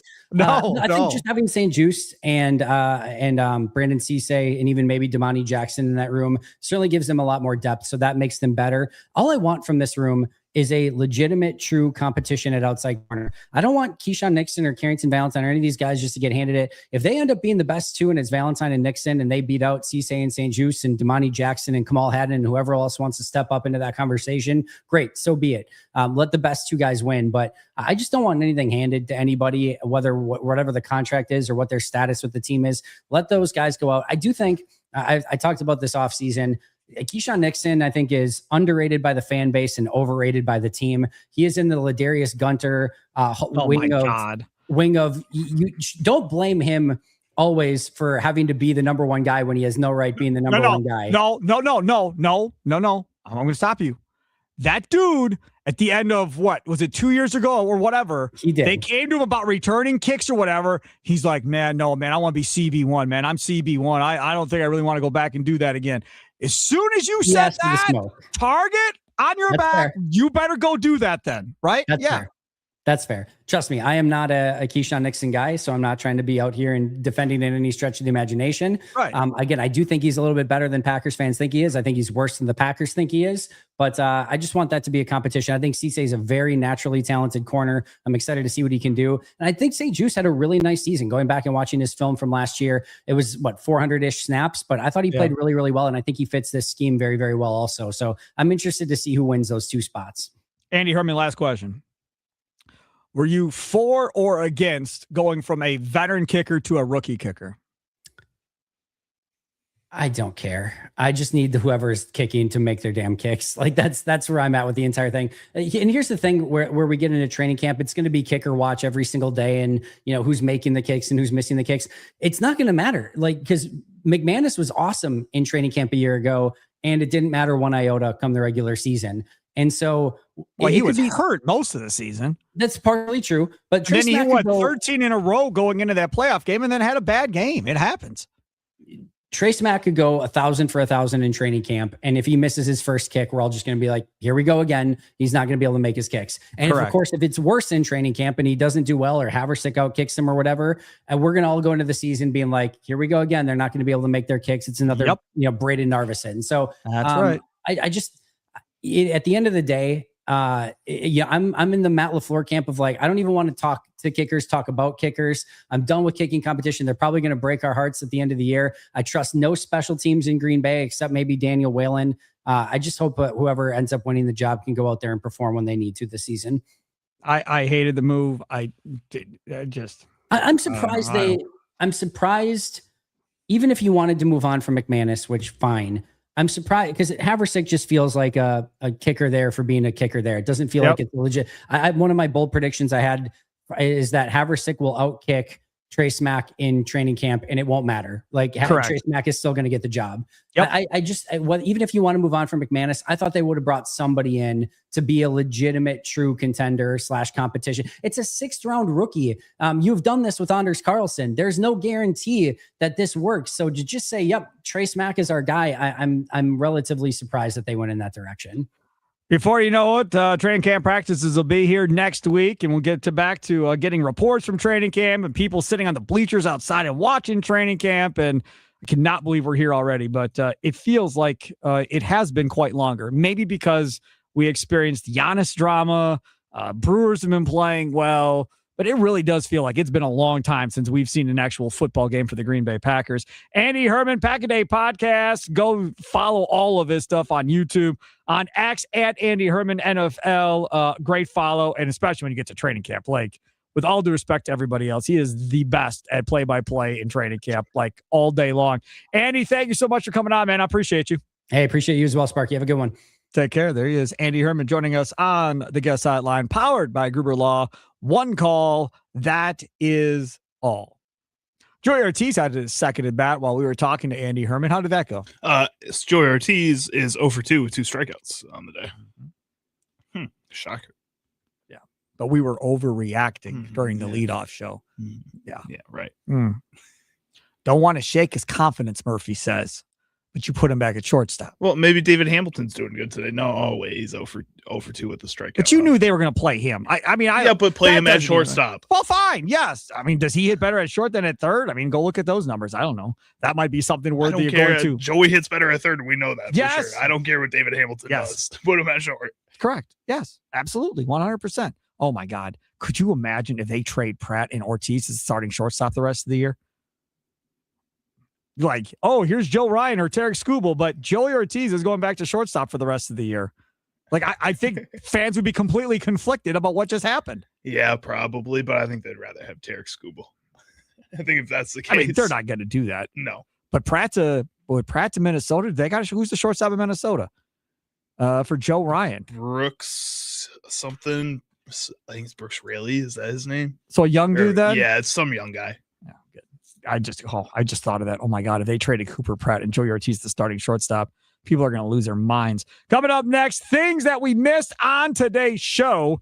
And it's always fun to go over the things that we missed. Also fun to talk about our guys, Habish, and Rotier, helping injured Wisconsinites since 1930. 13 different locations around the beautiful state of Wisconsin. Odds are, if you are listening to us, there is a location in your backyard that you can go to with brilliant lawyers in their offices, looking to help you out and again, get the most that they possibly can get for you. Because when you get in a situation where you're involving, Habish, and Rotier, that means something pretty bad probably happened to you involving your car, your body, hospital bills, doctor bills, trying to figure out insurance and payments and how you're going to get a car and all of that. It can get very heavy. It can weigh on your shoulders and cause you sleep at night. You're just constantly thinking about it. It can get you depressed. I've been through it, so I can kind of talk about all of these different things that I went through. All of that. You need to go to somebody that you can trust that can help you get through it. And the reason why they have a national reputation, why they say they have hometown services, because they've been doing it and they know how to do it the best. There is no question. They are the best in this state. Check them out today at Habish.com. Habish, and Rotier, national reputation, hometown service.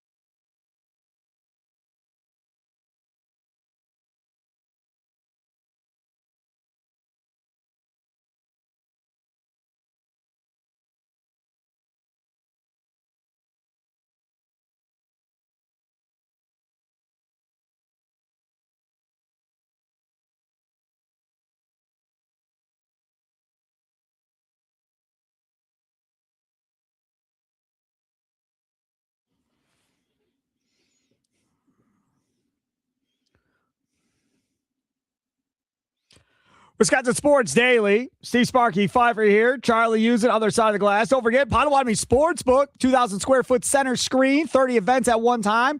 Potawatomi Sportsbook Kitchen, over 40 beers on tap, dozen different specialty cocktails, full menu, including an all-day brunch. You can even have steak and eggs, steak and egg bagel, pancakes, whatever. They got all of it there, plus the seating. 2 levels. They got recliners. They got high top tables, booths, seat like 8 people. You can reserve your seat ahead of time. You got to put down some money, but it goes towards your food and beverage costs. You're going to spend that anyhow. Go to Potawatomi.com to reserve your seat today. And you can also learn more about the shuttles to and from Brewers home games while you're there too. Got to make a $5 wager there at the Potawatomi Sportsbook. Once you do that, ask for the bracelet so you can get onto the shuttle. You can park in their beautiful covered garage, take that 4th floor skywalk over, walk right in front of Rockin' Brews on your way to the sports book. Just perfect. And if you're listening in like Wausau, Green Bay, or Madison, and you're coming in for a couple of games, let's say, or coming in for a weekend in Milwaukee, stay in there at the hotel. Great restaurants, all different types of cuisines available to you. It is the place to be, the Potawatomi Casino Hotel in Milwaukee. Check them out again at Potawatomi.com. Things that we missed, we'll get to coming up after the top of the hour because we're only a minute or so here before we're done. You brought up something. Terang had a home run while we were in the break. Yes, and Charlie, you brought up an interesting point about Mr. Bryce Terang. What about the Mason Crosby show? No, about him hitting in bunches in games. Yes, how it's very frustrating that in games like this where he has 3 hits in this one and a home run, he consistently does this where he has like 2 games, 1 game where he gets a bunch of hits, bunch of home runs, and then goes on like a 3-game dry spell over and over again. And that's really frustrating. I wish he could spread it out a little bit. I'd want a double per game or something. If you get a single per game, just be more consistent with the baseline. I don't want you to have these games where you go 3 for 4 and all of a sudden 2 games where you're 0 for 4. Yeah, again, I mean, that's hard. I mean, I don't care who you are. Hitting a baseball is a hard deal one way or the other. Sure. And his average has not been great necessarily for a majority of the year. He's not a guy that's going to hit 295 or 300 for the entire course of a season, at least not now in his career. So when you're hitting 260, 270, somewhere in that area, that tends to be the case where, you get a hit here, you get a hit there, and then boom, you have another big game or two that helps bring up that average a little bit. And then maybe you go back to being, who you were offensively. But I'll take today. They need all the offense they can get. They've only got 2 runs, a home run by Yelich, a home run by Terang. Now they got a couple of guys on. Lara is supposed to be up. They're making a pitching change. I wonder if they go get Vaughn off the bench here in this situation because Bowers is already in the game. He bats after this next spot in the lineup. So Vaughn could just go out and replace Lara, or Vaughn could go to first. Bowers can move out to right field to replace Lara if they do pinch it. Vaughn for Lara here. I'd let Lara just hit. You already made the decision to have this lineup out there. Just let this lineup play, man. See what Lara can do. I'm actually see what Pat Murphy is going to do. So we'll go over some of the things that we missed on today's show. Coming up next, we're on to the Potawatomi Sportsbook postgame show begins with the franchise Tim Allen. Once this game is over, it's Wisconsin Sports Daily, live from the Wisconsin Sports Radio Network studios, powered by the Potawatomi Sportsbook. Sparky with you.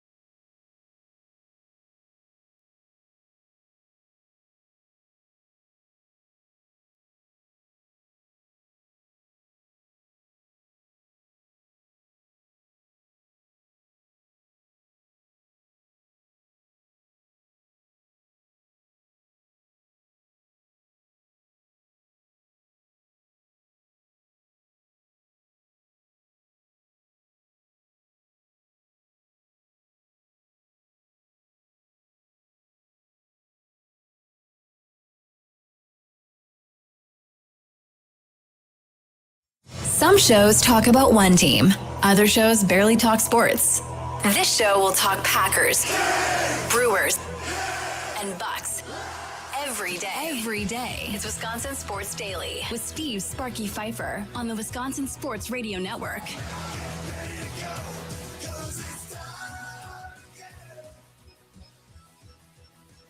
Welcome in the Friday edition. Shane Drowan getting pulled from the game now.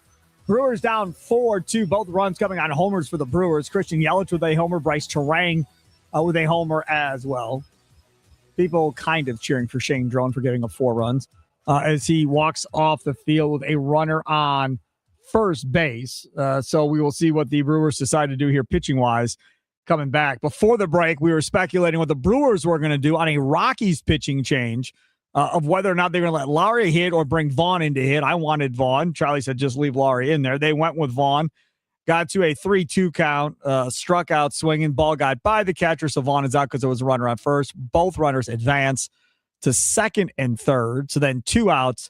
And then Jake Bowers, who's been putrid, grounds out to the right side again and ends the inning. 2 on, 1 out, and you have Vaughn and Bowers. And earlier in the year, that would have been guaranteed at least 1 run with 2 runners on. And now you get nothing out of it, Charlie. Yeah, not fun, especially in a game where you're playing the Colorado Rockies. Should probably take advantage of having guys on base. Yes, correct, 1,000%. I want to get to something that we normally do at the end of our show, but since we're in overtime here of our show, the Potawatomi Sportsbook postgame show, still to come with the franchise, Tim Allen. Let's go now. What story did Sparky miss talking about today on Wisconsin Sports Daily? Don't you worry.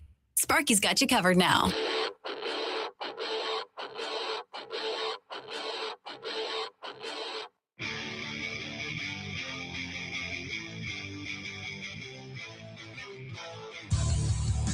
All right, let's get to some of the things that we missed. I saw this story out there, and this is from TV out in Las Vegas, a sit-down interview with UNLV basketball head coach Josh Pastner. Now, you know Josh Pastner. He was the coach at Memphis for a while, this young up-and-coming stud type coach and so forth, and he's floated around college basketball since. Well, now he is trying to get UNLV kind of going in the right way at this point. And he gets into a conversation that I am just mortified by. So check this out. I know a lot of people are trying to become owners of this NBA team coming in 2029. I have told people, why? Buy the college basketball team. It's legal now. You can be the owner of the UNLV Running Rebels men's basketball team, and it's a lot less expensive. You don't have to spend over $1 billion to own our team. I'm asking for 10 to 12 million to own our team, and you still get a great tax write-off, and you can be as involved, and you can tell everyone you're the owner of the team. What is going on?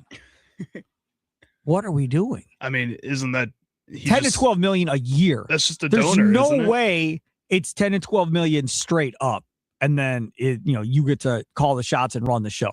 There's no chance, because just for NIL money alone, if you're going to compete with the Dukes of the world and so forth, 10 to 12 million over 10 years is not going to cut it. He must mean, Pastner, that is, 10 to 12 million a year. Now, can you find somebody locally in the area of the Badgers that could throw 10 to 12 million dollars a year at the Badger basketball program, let's say, because I think football is more expensive, to throw it at the Badger basketball program to continue to help them essentially pay players, at a 10 million a year clip kind of going forward?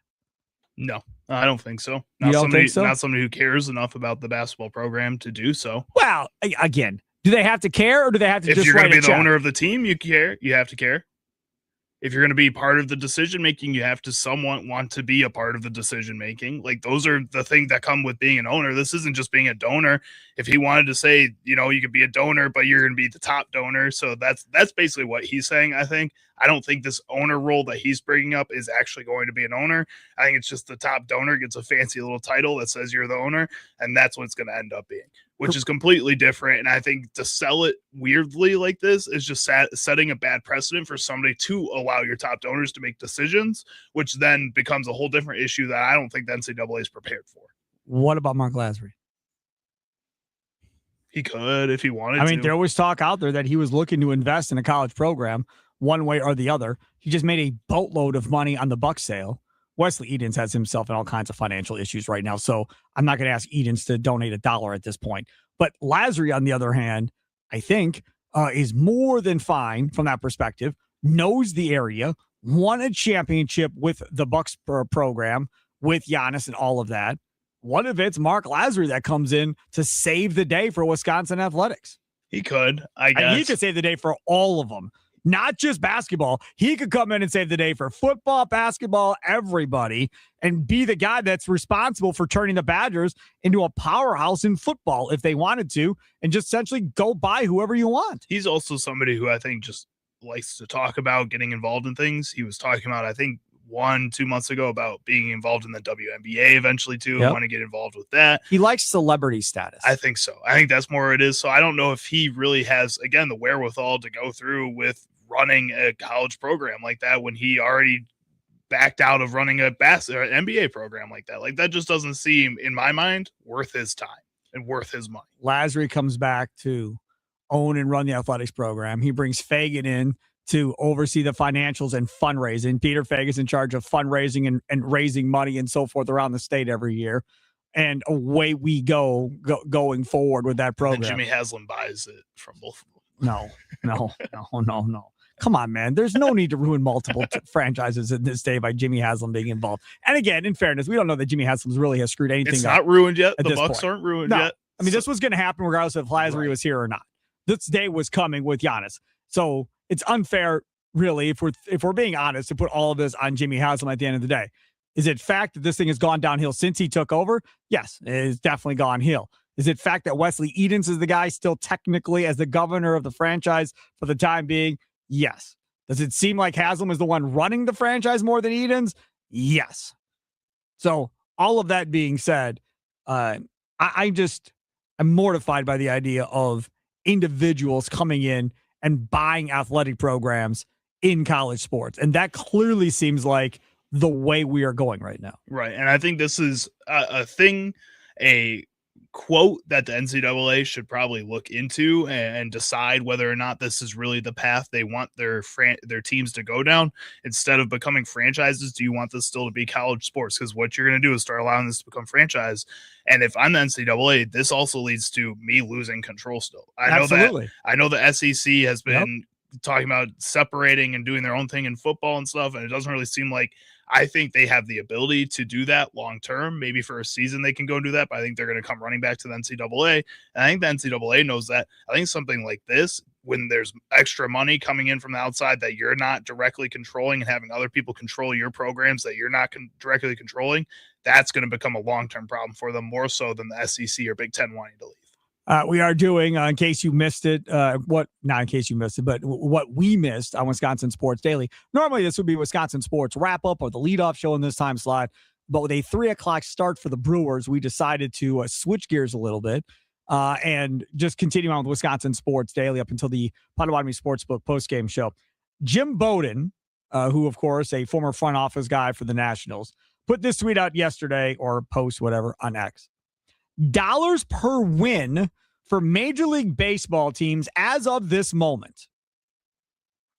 The New York Mets, $8.61 million per win. That's crazy. Oh, my gosh. The Toronto Blue Jays, $6.63 million per win. The Dodgers, $6.19 million. Now, that's 28, 29, and 30 in Major League Baseball. Is most expensive. Cheapest, the Marlins, $1.56 million per win. The Guardians, $1.85 million. The Rays, $1.85 million. The White Sox, who are doing pretty good, $2.01 million, and the Brewers fifth cheapest at $2.02 million. Well, and Christian Yelich and again Brandon Woodruff, just their salaries alone carry so much of that money. Yes. If it weren't for them, the number they would easily be the lowest in the league. Yes, far. no question. But again, if you look at those teams, Marlins are doing really well. The Rays are doing well. The White Sox are doing well. The Brewers are doing well. And the Guardians, like everybody else in the AL, is technically probably still in it. Right. It's really interesting to see. But also at the bottom there, I mean, the Dodgers are doing pretty well still too. So I think, again, it's just so weird that you have both sides. There's teams doing well and teams doing bad. Yes, no question about it. Some of the other things that we say that we haven't get to in the next segment, I want to get into the Legends lineup, the alumni lineups for the Brewers, and do a team of three of a pick to click, me versus Charlie, and see which one of us can get the three guys that do the best hitting wise in their time. And because Charlie's at a disadvantage here, because Charlie probably doesn't know half the team, is my guess. I know most of the teams, I think. Okay. A lot of these guys are like more recent legends. Jesus Aguilar, Manny Pena. Like they got a lot of more recent guys. All right. Baseball America. How about this one? They studied nearly 700 prospects that were traded at the deadline since 2015, Charlie.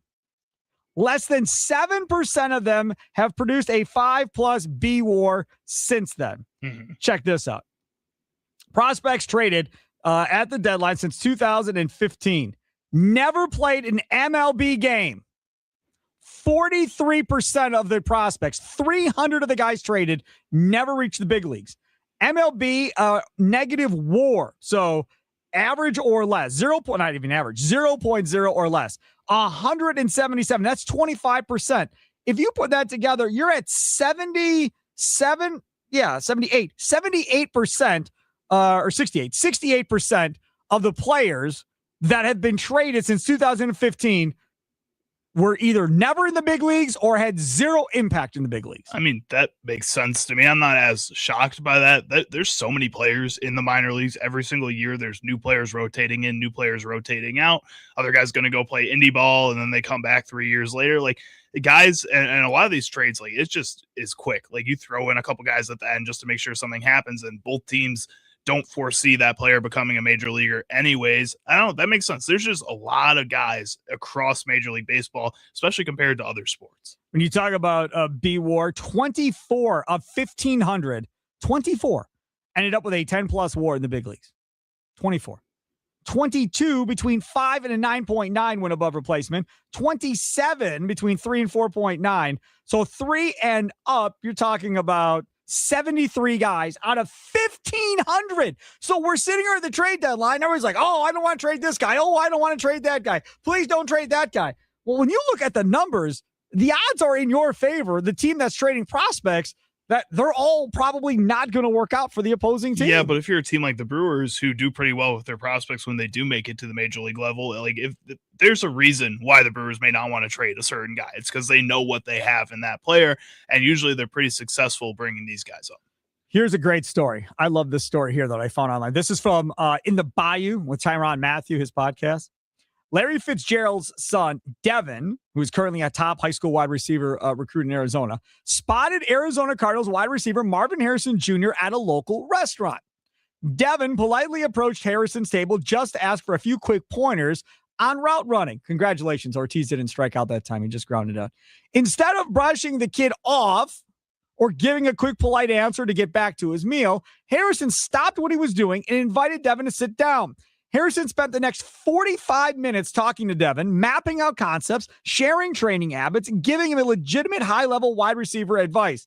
Harrison had absolutely no idea that who he was talking to at that point. And that, to me, is amazing.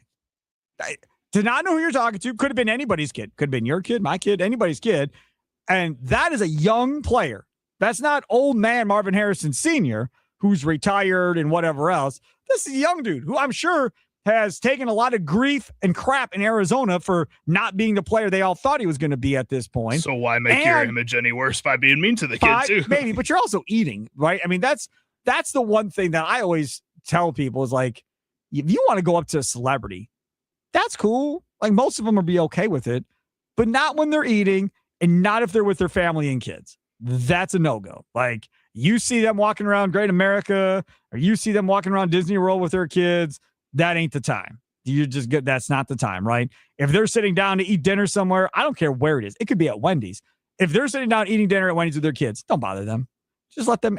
But now if this dude's just like, hanging out or shopping or whatever else, and it's just him by himself, okay, I don't think they mind as much. It's when they're with family and you try to interrupt family time. That's normally when a lot of them will get irritated that you're doing it. Yeah, but also, like, if you're a kid, if you're a teenager or something, I think they'll be a little more forgiving if you were to come up still. Yeah, if it's like 3 or a 4-year-old, then you just give the glare to the parents like, come on, man, you know what you're doing. Or It's you like, yell at the 3 or 4-year-old if you want. You are not yelling at a 3 or a 4-year-old, Charlie. No, Why no, not? no. If the kid's annoying, maybe. No. Nikolai Latonka text line from earlier when we were talking, Andy Herman and I were talking about the Packers in the cornerback room.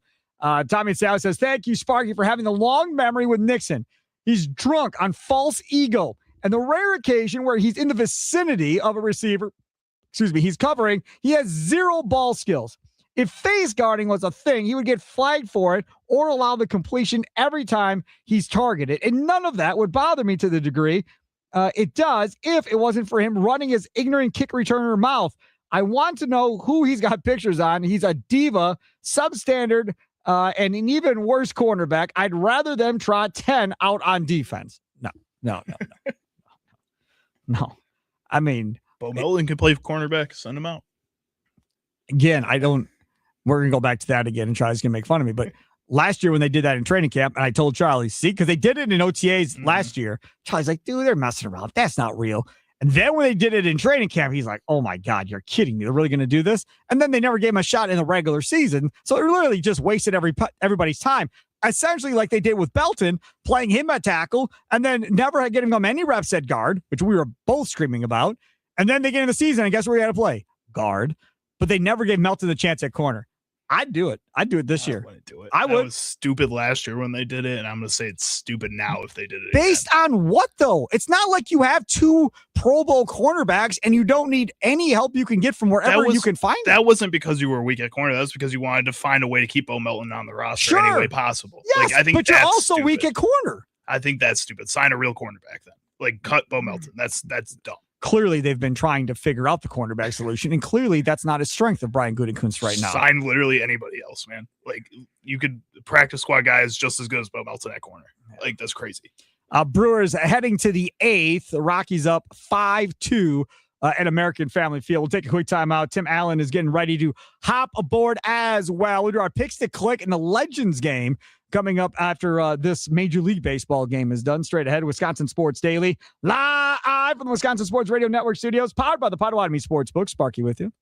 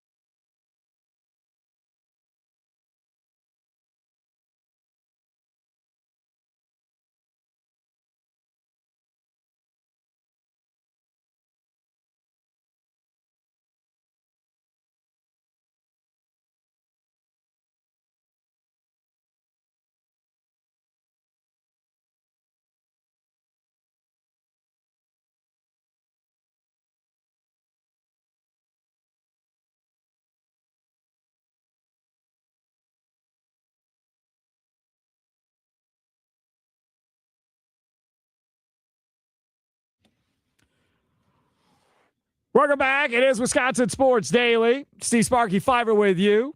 Charlie Usen producing other side of the glass, top of 8. Rockies up 5-2 over the Brewers. Joy Ortiz at shortstop, 0 for 3 on the day with a couple of strikeouts to nobody's surprise at this point. Tim Allen standing by. He'll be joining us here in just a few minutes. Charlie's got to take off to his other job. Anything going on at your other job nowadays tonight? Fish Fry Fridays. Oh. Always, every Friday. It's always packed because of that. I'm sure people are there watching the Brewers game right now, so might get a little like post-game push after that. Was that Raised Grain and Waukesha? Yes, sir. Yeah, nice. And then you can go meet Charlie and get his autograph. Yeah. And whatever I don't the know case about may autograph, but I'll pour you a beer. What? Sure. You don't know how to sign an autograph? I know how to sign autographs. I'm just not like, you don't need my autograph, man. It's I want fine. somebody to go in there, walk in, be nice and crowded, and be like, "That's Charlie right there. Hey, I listen to you on the radio, Charlie. What up?" And make Charlie's face go like as red as humanly possible. That would be okay. That would if you be amazing. Didn't do that, That'd be all right. That would be amazing because Charlie does not want to be the dude like standing out in a crowd. So I'm good. if you did that, you would be amazing. Yeah, I would. That would be awesome. You're the worst. Alumni Legends game coming up after this game is done at American Family Field. Here are your lineups, it appears, or players that are playing probably more than anything else. Ryan Braun, Corey Hart, Richie Sexton, Jace Peterson, Travis Shaw, Jeff Bianchi. I have no idea why he's here. George Kataris, Manny Pena are your hitters on the team Milwaukee. Jeremy Jeffers, Carlos Villanueva, who's a front office guy for the Brewers now, Ben Sheets, Chris Narveson, Doug Davis, Dan Kolb, and Tim Dillard. Yeah, Dilly. They're the pitchers on Team Milwaukee. Team Wisco, Jeff Jenkins, Billy Hall, Eric Sogard, Casey McGee, Eric Thames, Jesus Aguilar. Catchers are Luke Roy and Eric Kratz. Pitchers, Giovanni Gallardo, Randy Wolf, Corey Knable, Chase Anderson, Brooks Kieschnick. They better let that dude hit. I want to see Brooks Kieschnick They have hit. him listed as right-handed pitcher and slugger. So. Right. Yep. Brad Boxberger, again, why? And Brandon Kinsler is also brought back. Do you know what? Why didn't they bring back Soup Pitch Great? Why did you bring back Jeff Suppan to come back so we call you maybe Soup? they asked. Huh? Maybe they asked. and I he didn't don't want check. to. No, dude, that dude. They took so much grief and abuse. I'm sure they asked Sabathia, and he probably had something going on. And as I said, I thought Fielder was on this roster, and then he's not here. Somebody speculated today when I was but joining Josh on his show that potentially maybe he was, and then they traded his kid, and then he's like, I'm good. I don't know, though. I have no idea. I thought I feel like that'd be unrelated. I Maybe thought just something came up. I thought he was on the original list, but I could be wrong. Okay, so pick to click. You get 3 guys. A single is 1, a double is 2, a triple is 3, a homer is 4. Understand? Okay. All right. That's what we're basing it on. And then 1 RBI is one apiece for each RBI. Okay. Nice and easy to remember the scoring. Yeah, that's easy. We each get 3 guys. I'll let you go first. All right. First for me. And keep track of this so we have this on Monday. Yeah. I think I'm going to go Corey Hart with my first pick. I'm going guys I love, man. So I'm going to just that. Ryan Braun, I don't love as much. I'm going Corey Hart. Based on the fact that he's wanted to kick my butt for years, I'm definitely not taking Corey Hart. I'm going to take I'm taking Ryan Braun, the cheater. Yeah. You always talk about how much of a cheater he is. Yes. I think you should stick to your. I mean, seriously, who would you bet money on to have a cork bat in this game? Probably Ryan Braun. Right. So I'm going with Braun. If there's anybody that's going to do something crazy to try and look good, it's Braun. So I'll take Braun. So you got Hart, I've got Braun. Go ahead. I'm going the mayor of Ding Dong City with my second pick, Travis Shaw. That's fine. Travis Shaw, by the way, great story there. I mean, well, not great story, but his kid was in and out of Children's Wisconsin for a long time, and he was a part of the toy drive the one year when he was going through all of that. Nice. So looking forward to the toy drive again this year. Dude, I got to go Richie Sexton. So I'm going to take Richie Sexton as that next guy. Who knows the last time he swung a bat? So I've got Braun and Sexton. You have Hart and Travis Shaw. Everybody from Team Milwaukee, by the way. Nobody taking anybody from Team Wisco. Team so Wisco now, but like it's such a hard pick with Team Wisco. I'm going Jesus Aguilar. That was my guy. I loved Aguilar. I'd go Jenkins, but he doesn't look like he's in shape. Like, I can't. My second pick, if I didn't pick Aguilar, I was going to go Casey McGee. That was going to be my second one. That's who I was choosing between. I love me some Casey McGee, man. I'm stuck. Because I know Lucroy is coaching baseball, youth baseball, which means he's probably still swinging the bat or whatever. But I love Eric Kratz coming on our show and all that. Go Kratz. Come on. No, I got to win. Lucroy. Lame, I'm dude. taking. I thought I could get him. I want to win. I don't think Kratz is going to play, bro. I'm going to take Jonathan Lucroy. Now, if pitchers hit, which we do not know if pitchers are going to hit, I'll give you one pitcher. Giovanni Gallardo, easy. You suck. That's what I was going to take. I'll take. I don't even have to think about that one. I'm going to take Kieschnick. Take Brooks Kieschnick as my pitcher at this point. So go over the teams again to make sure we all know who we have. All right. So my team is Corey Hart, Travis Shaw, Jesus Aguilar, and Giovanni Gallardo. Yeah. Sparky has Ryan Braun, Richie Sexton, Jonathan Lucroy, and Brooks Kieschnick. Yeah, I like it. I'm all right with that. That's good. All right. So off to work you go, correct? Yes, I'm off out of here. I'll bring in the franchise Tim Allen now. You heard our picks. You heard our lineups, franchise. Would you have done anything differently? Sogi. Sogard? Yep, Eric Sogard. Nerd power. Nerd power, for sure, yes. And I've not seen Sogard on TV, so I don't know what kind of shape he's in. That's kind of what I've been basing this on. Like, Braun looks like he's in really good shape. Sheets, when he was in the booth, he looked like he was in really good shape.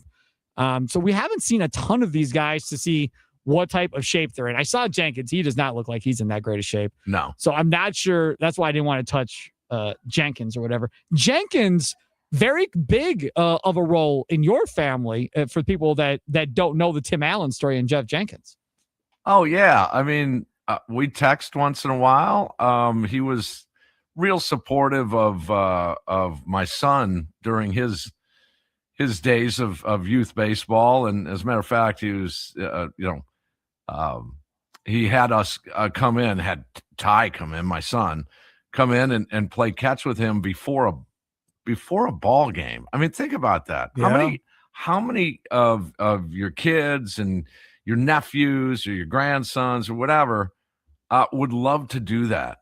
And it was and Ty still looks back on that. And now he realizes that, wow, that was pretty cool.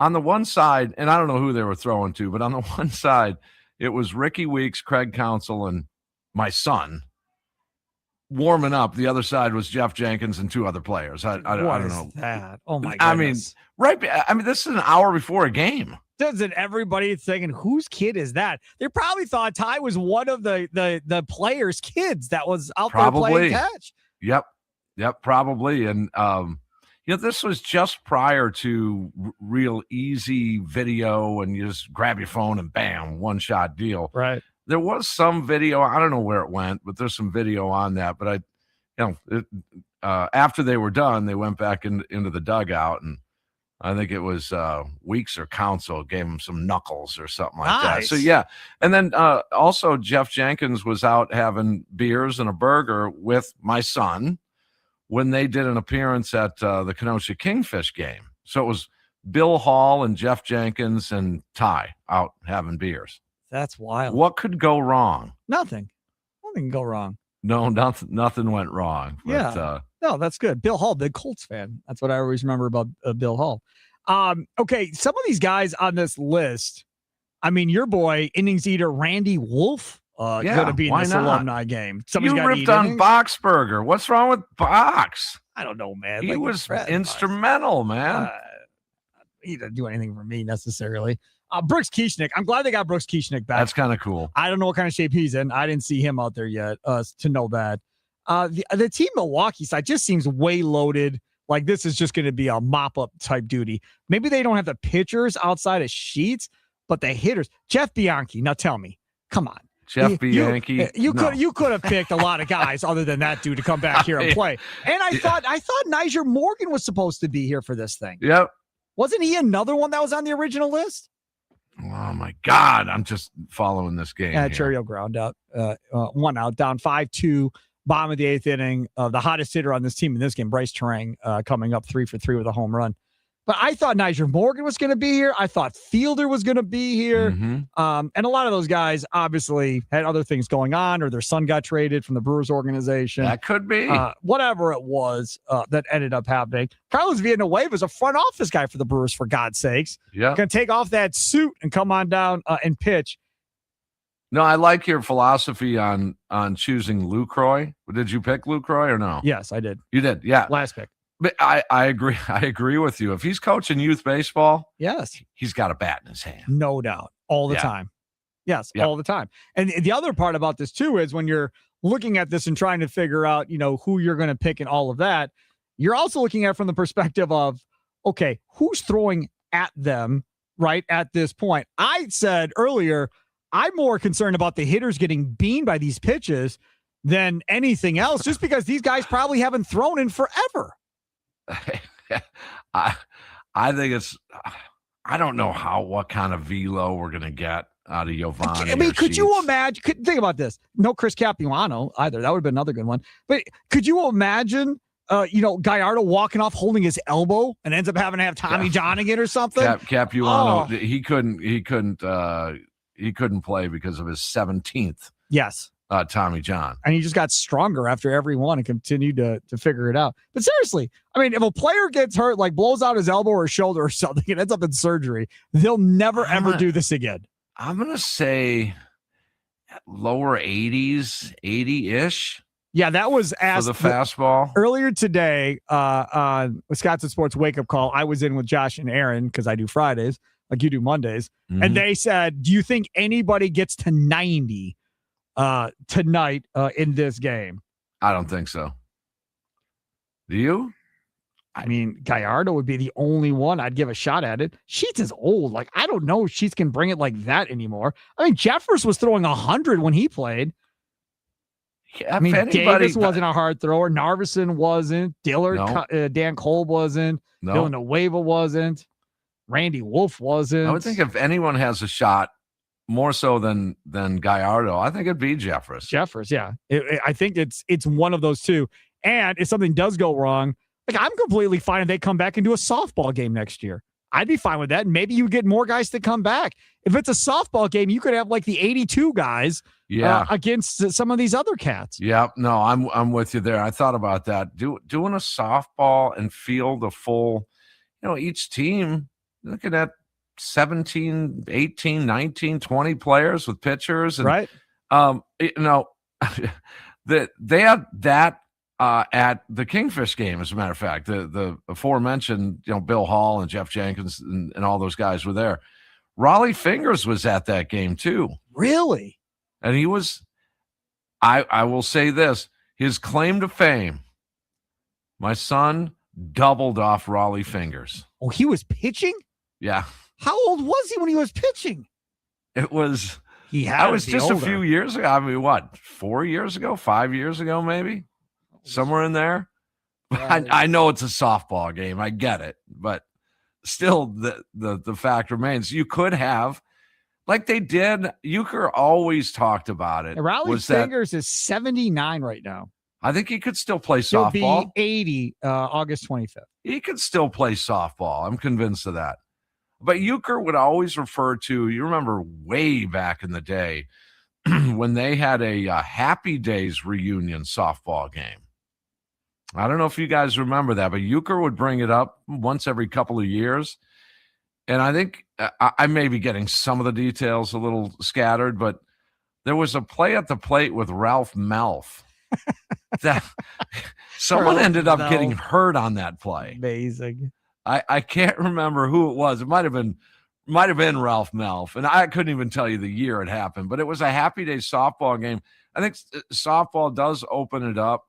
This is not for the actual baseball part of it, obviously, but it is kind of neat to see what a Randy Wolf or especially, his eyes are going to be on Ryan Braun in an hour. I'll tell you another thing that you could do. Charlie brought it up before. He didn't bring up teams, but do this in a Brewers Cubs game and have Cubs alumni taking on Brewers alumni after a game. They were, I read an article on that a year or two ago, and I think the league was considering that. I think that would be amazing. If you had like alumni day across baseball and whatever two teams are playing, they each field alumni team and play the other one after. And, everybody has an afternoon game and then the alumni games play after that. I mean, some of these alumni teams could be really, really good for, especially with guys that are recently retired and just gotten out of baseball. And this has morphed from the old, there was a couple of things in the 60s and 70s, especially the 70s. This is a morphing or evolution of the father-son game. Yep. You used to have what's called the father-son game. And then it morphed into father-son-daughter game. So this is, sort of kind of this where some legends would come back or current players. They'd have a softball. It was a softball game. But this is really from the old timers game. That's Correct. what they called it. Yes, the old timers game. And they were awesome. The Yankees old timers were unbelievable, some of the guys that would play in those games.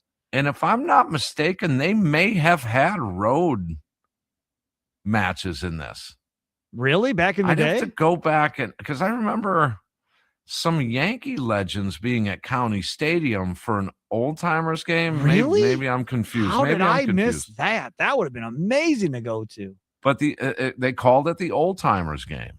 Now, again, are people offended by that? Probably. I don't know. Yeah, probably. It's just, come on. So now we call it the alumni game Get or in the there. Legends game. That was right at the guy pretty much. McCarthy didn't have to run that far. End of 8. We're heading to the 9th. We'll take a quick time out. It is Wisconsin Sports Daily. Steve Sparky, Fiverr, the franchise, Tim Allen hanging out, waiting to start the Potawatomi Sportsbook post-game show. Brewers down 5-2 as they are headed to the 9th inning. We're broadcasting live from the Wisconsin Sports Radio Network studios, powered by the Potawatomi Sportsbook.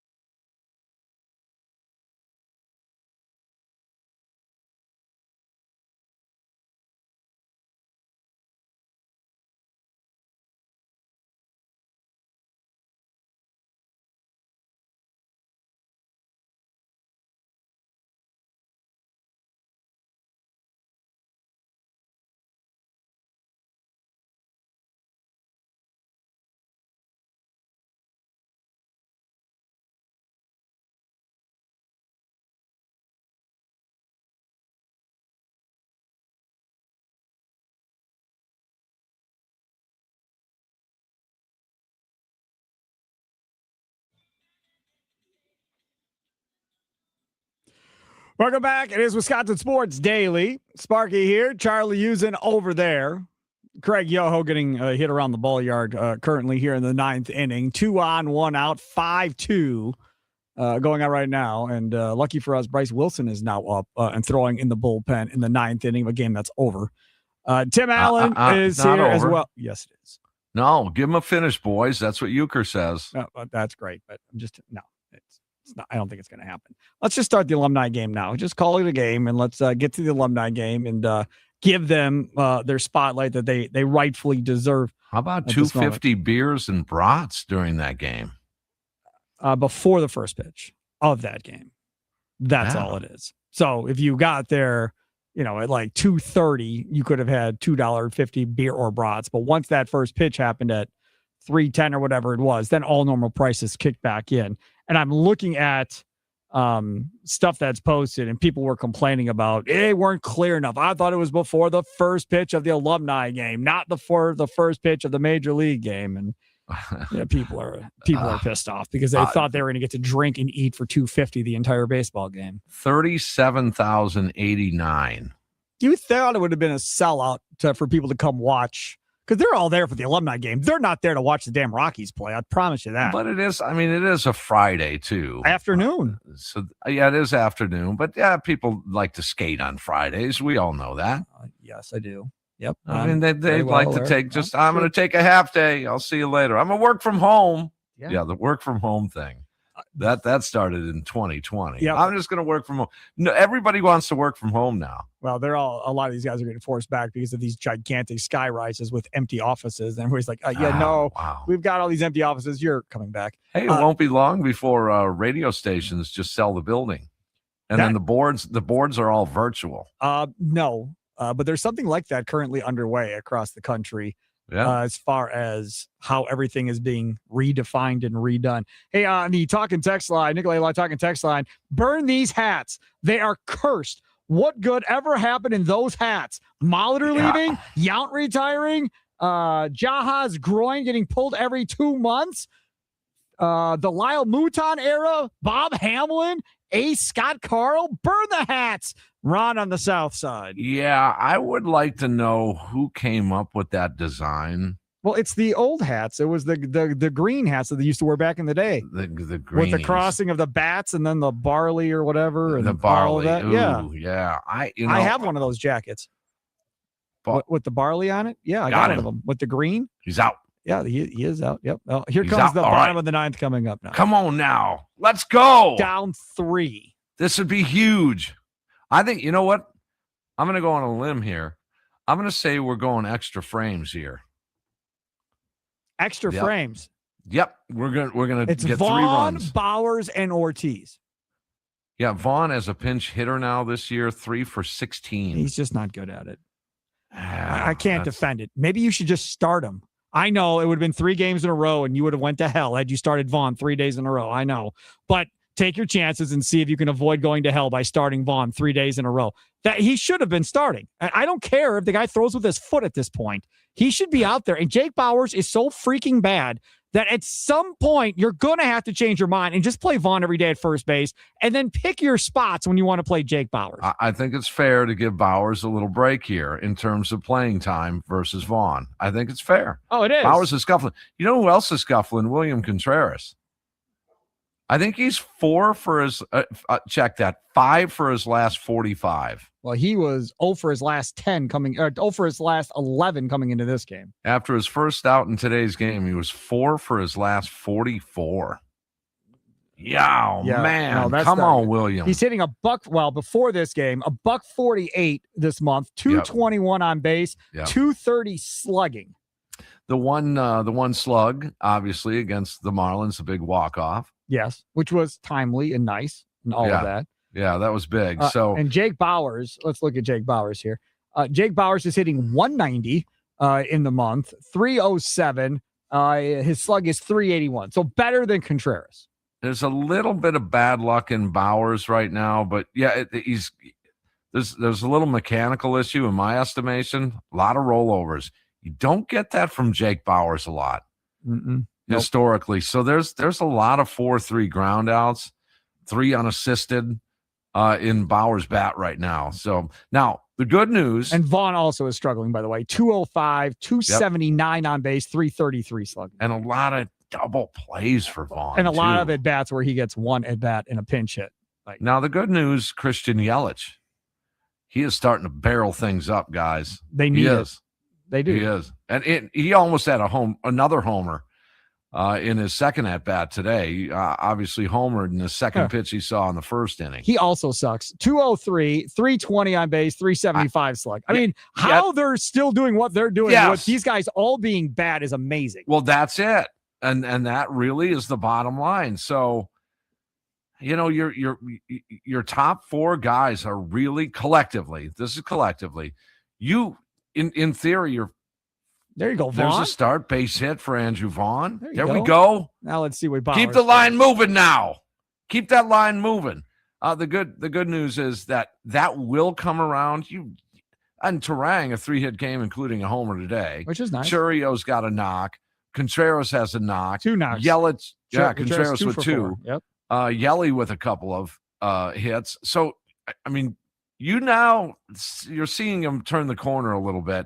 They're about ready to go on a little bit of a run. Churio, 222 this month, 300, 306 slugging. Again, I can't believe the numbers for all 4 of those dudes. They're horrible. And they're still, 64 and 38 right now, even as bad as they're playing in July? Yeah.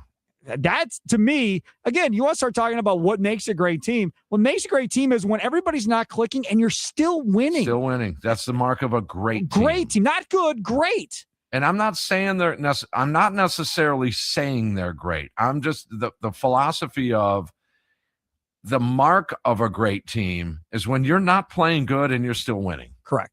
Yes. And that's what they're doing right now. Yep. I mean, look at Drone's outing today. Was it horrible? Wasn't great. It wasn't. I don't know. You could debate if it was even good. 6 innings, 5 runs, all earned. That's not good. No. But I mean, through the 5 or 6, had that game been closer, I don't even think he'd have been in the game with that sort of pitch count. Yeah, probably not. So you make moves based on that offense as well, and the offense kind of put him in a hole a little bit.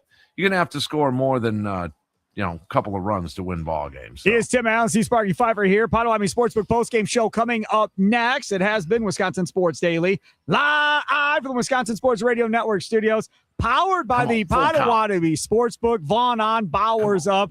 We may come back with a postgame show. Stay tuned here on the Wisconsin Sports Radio Network.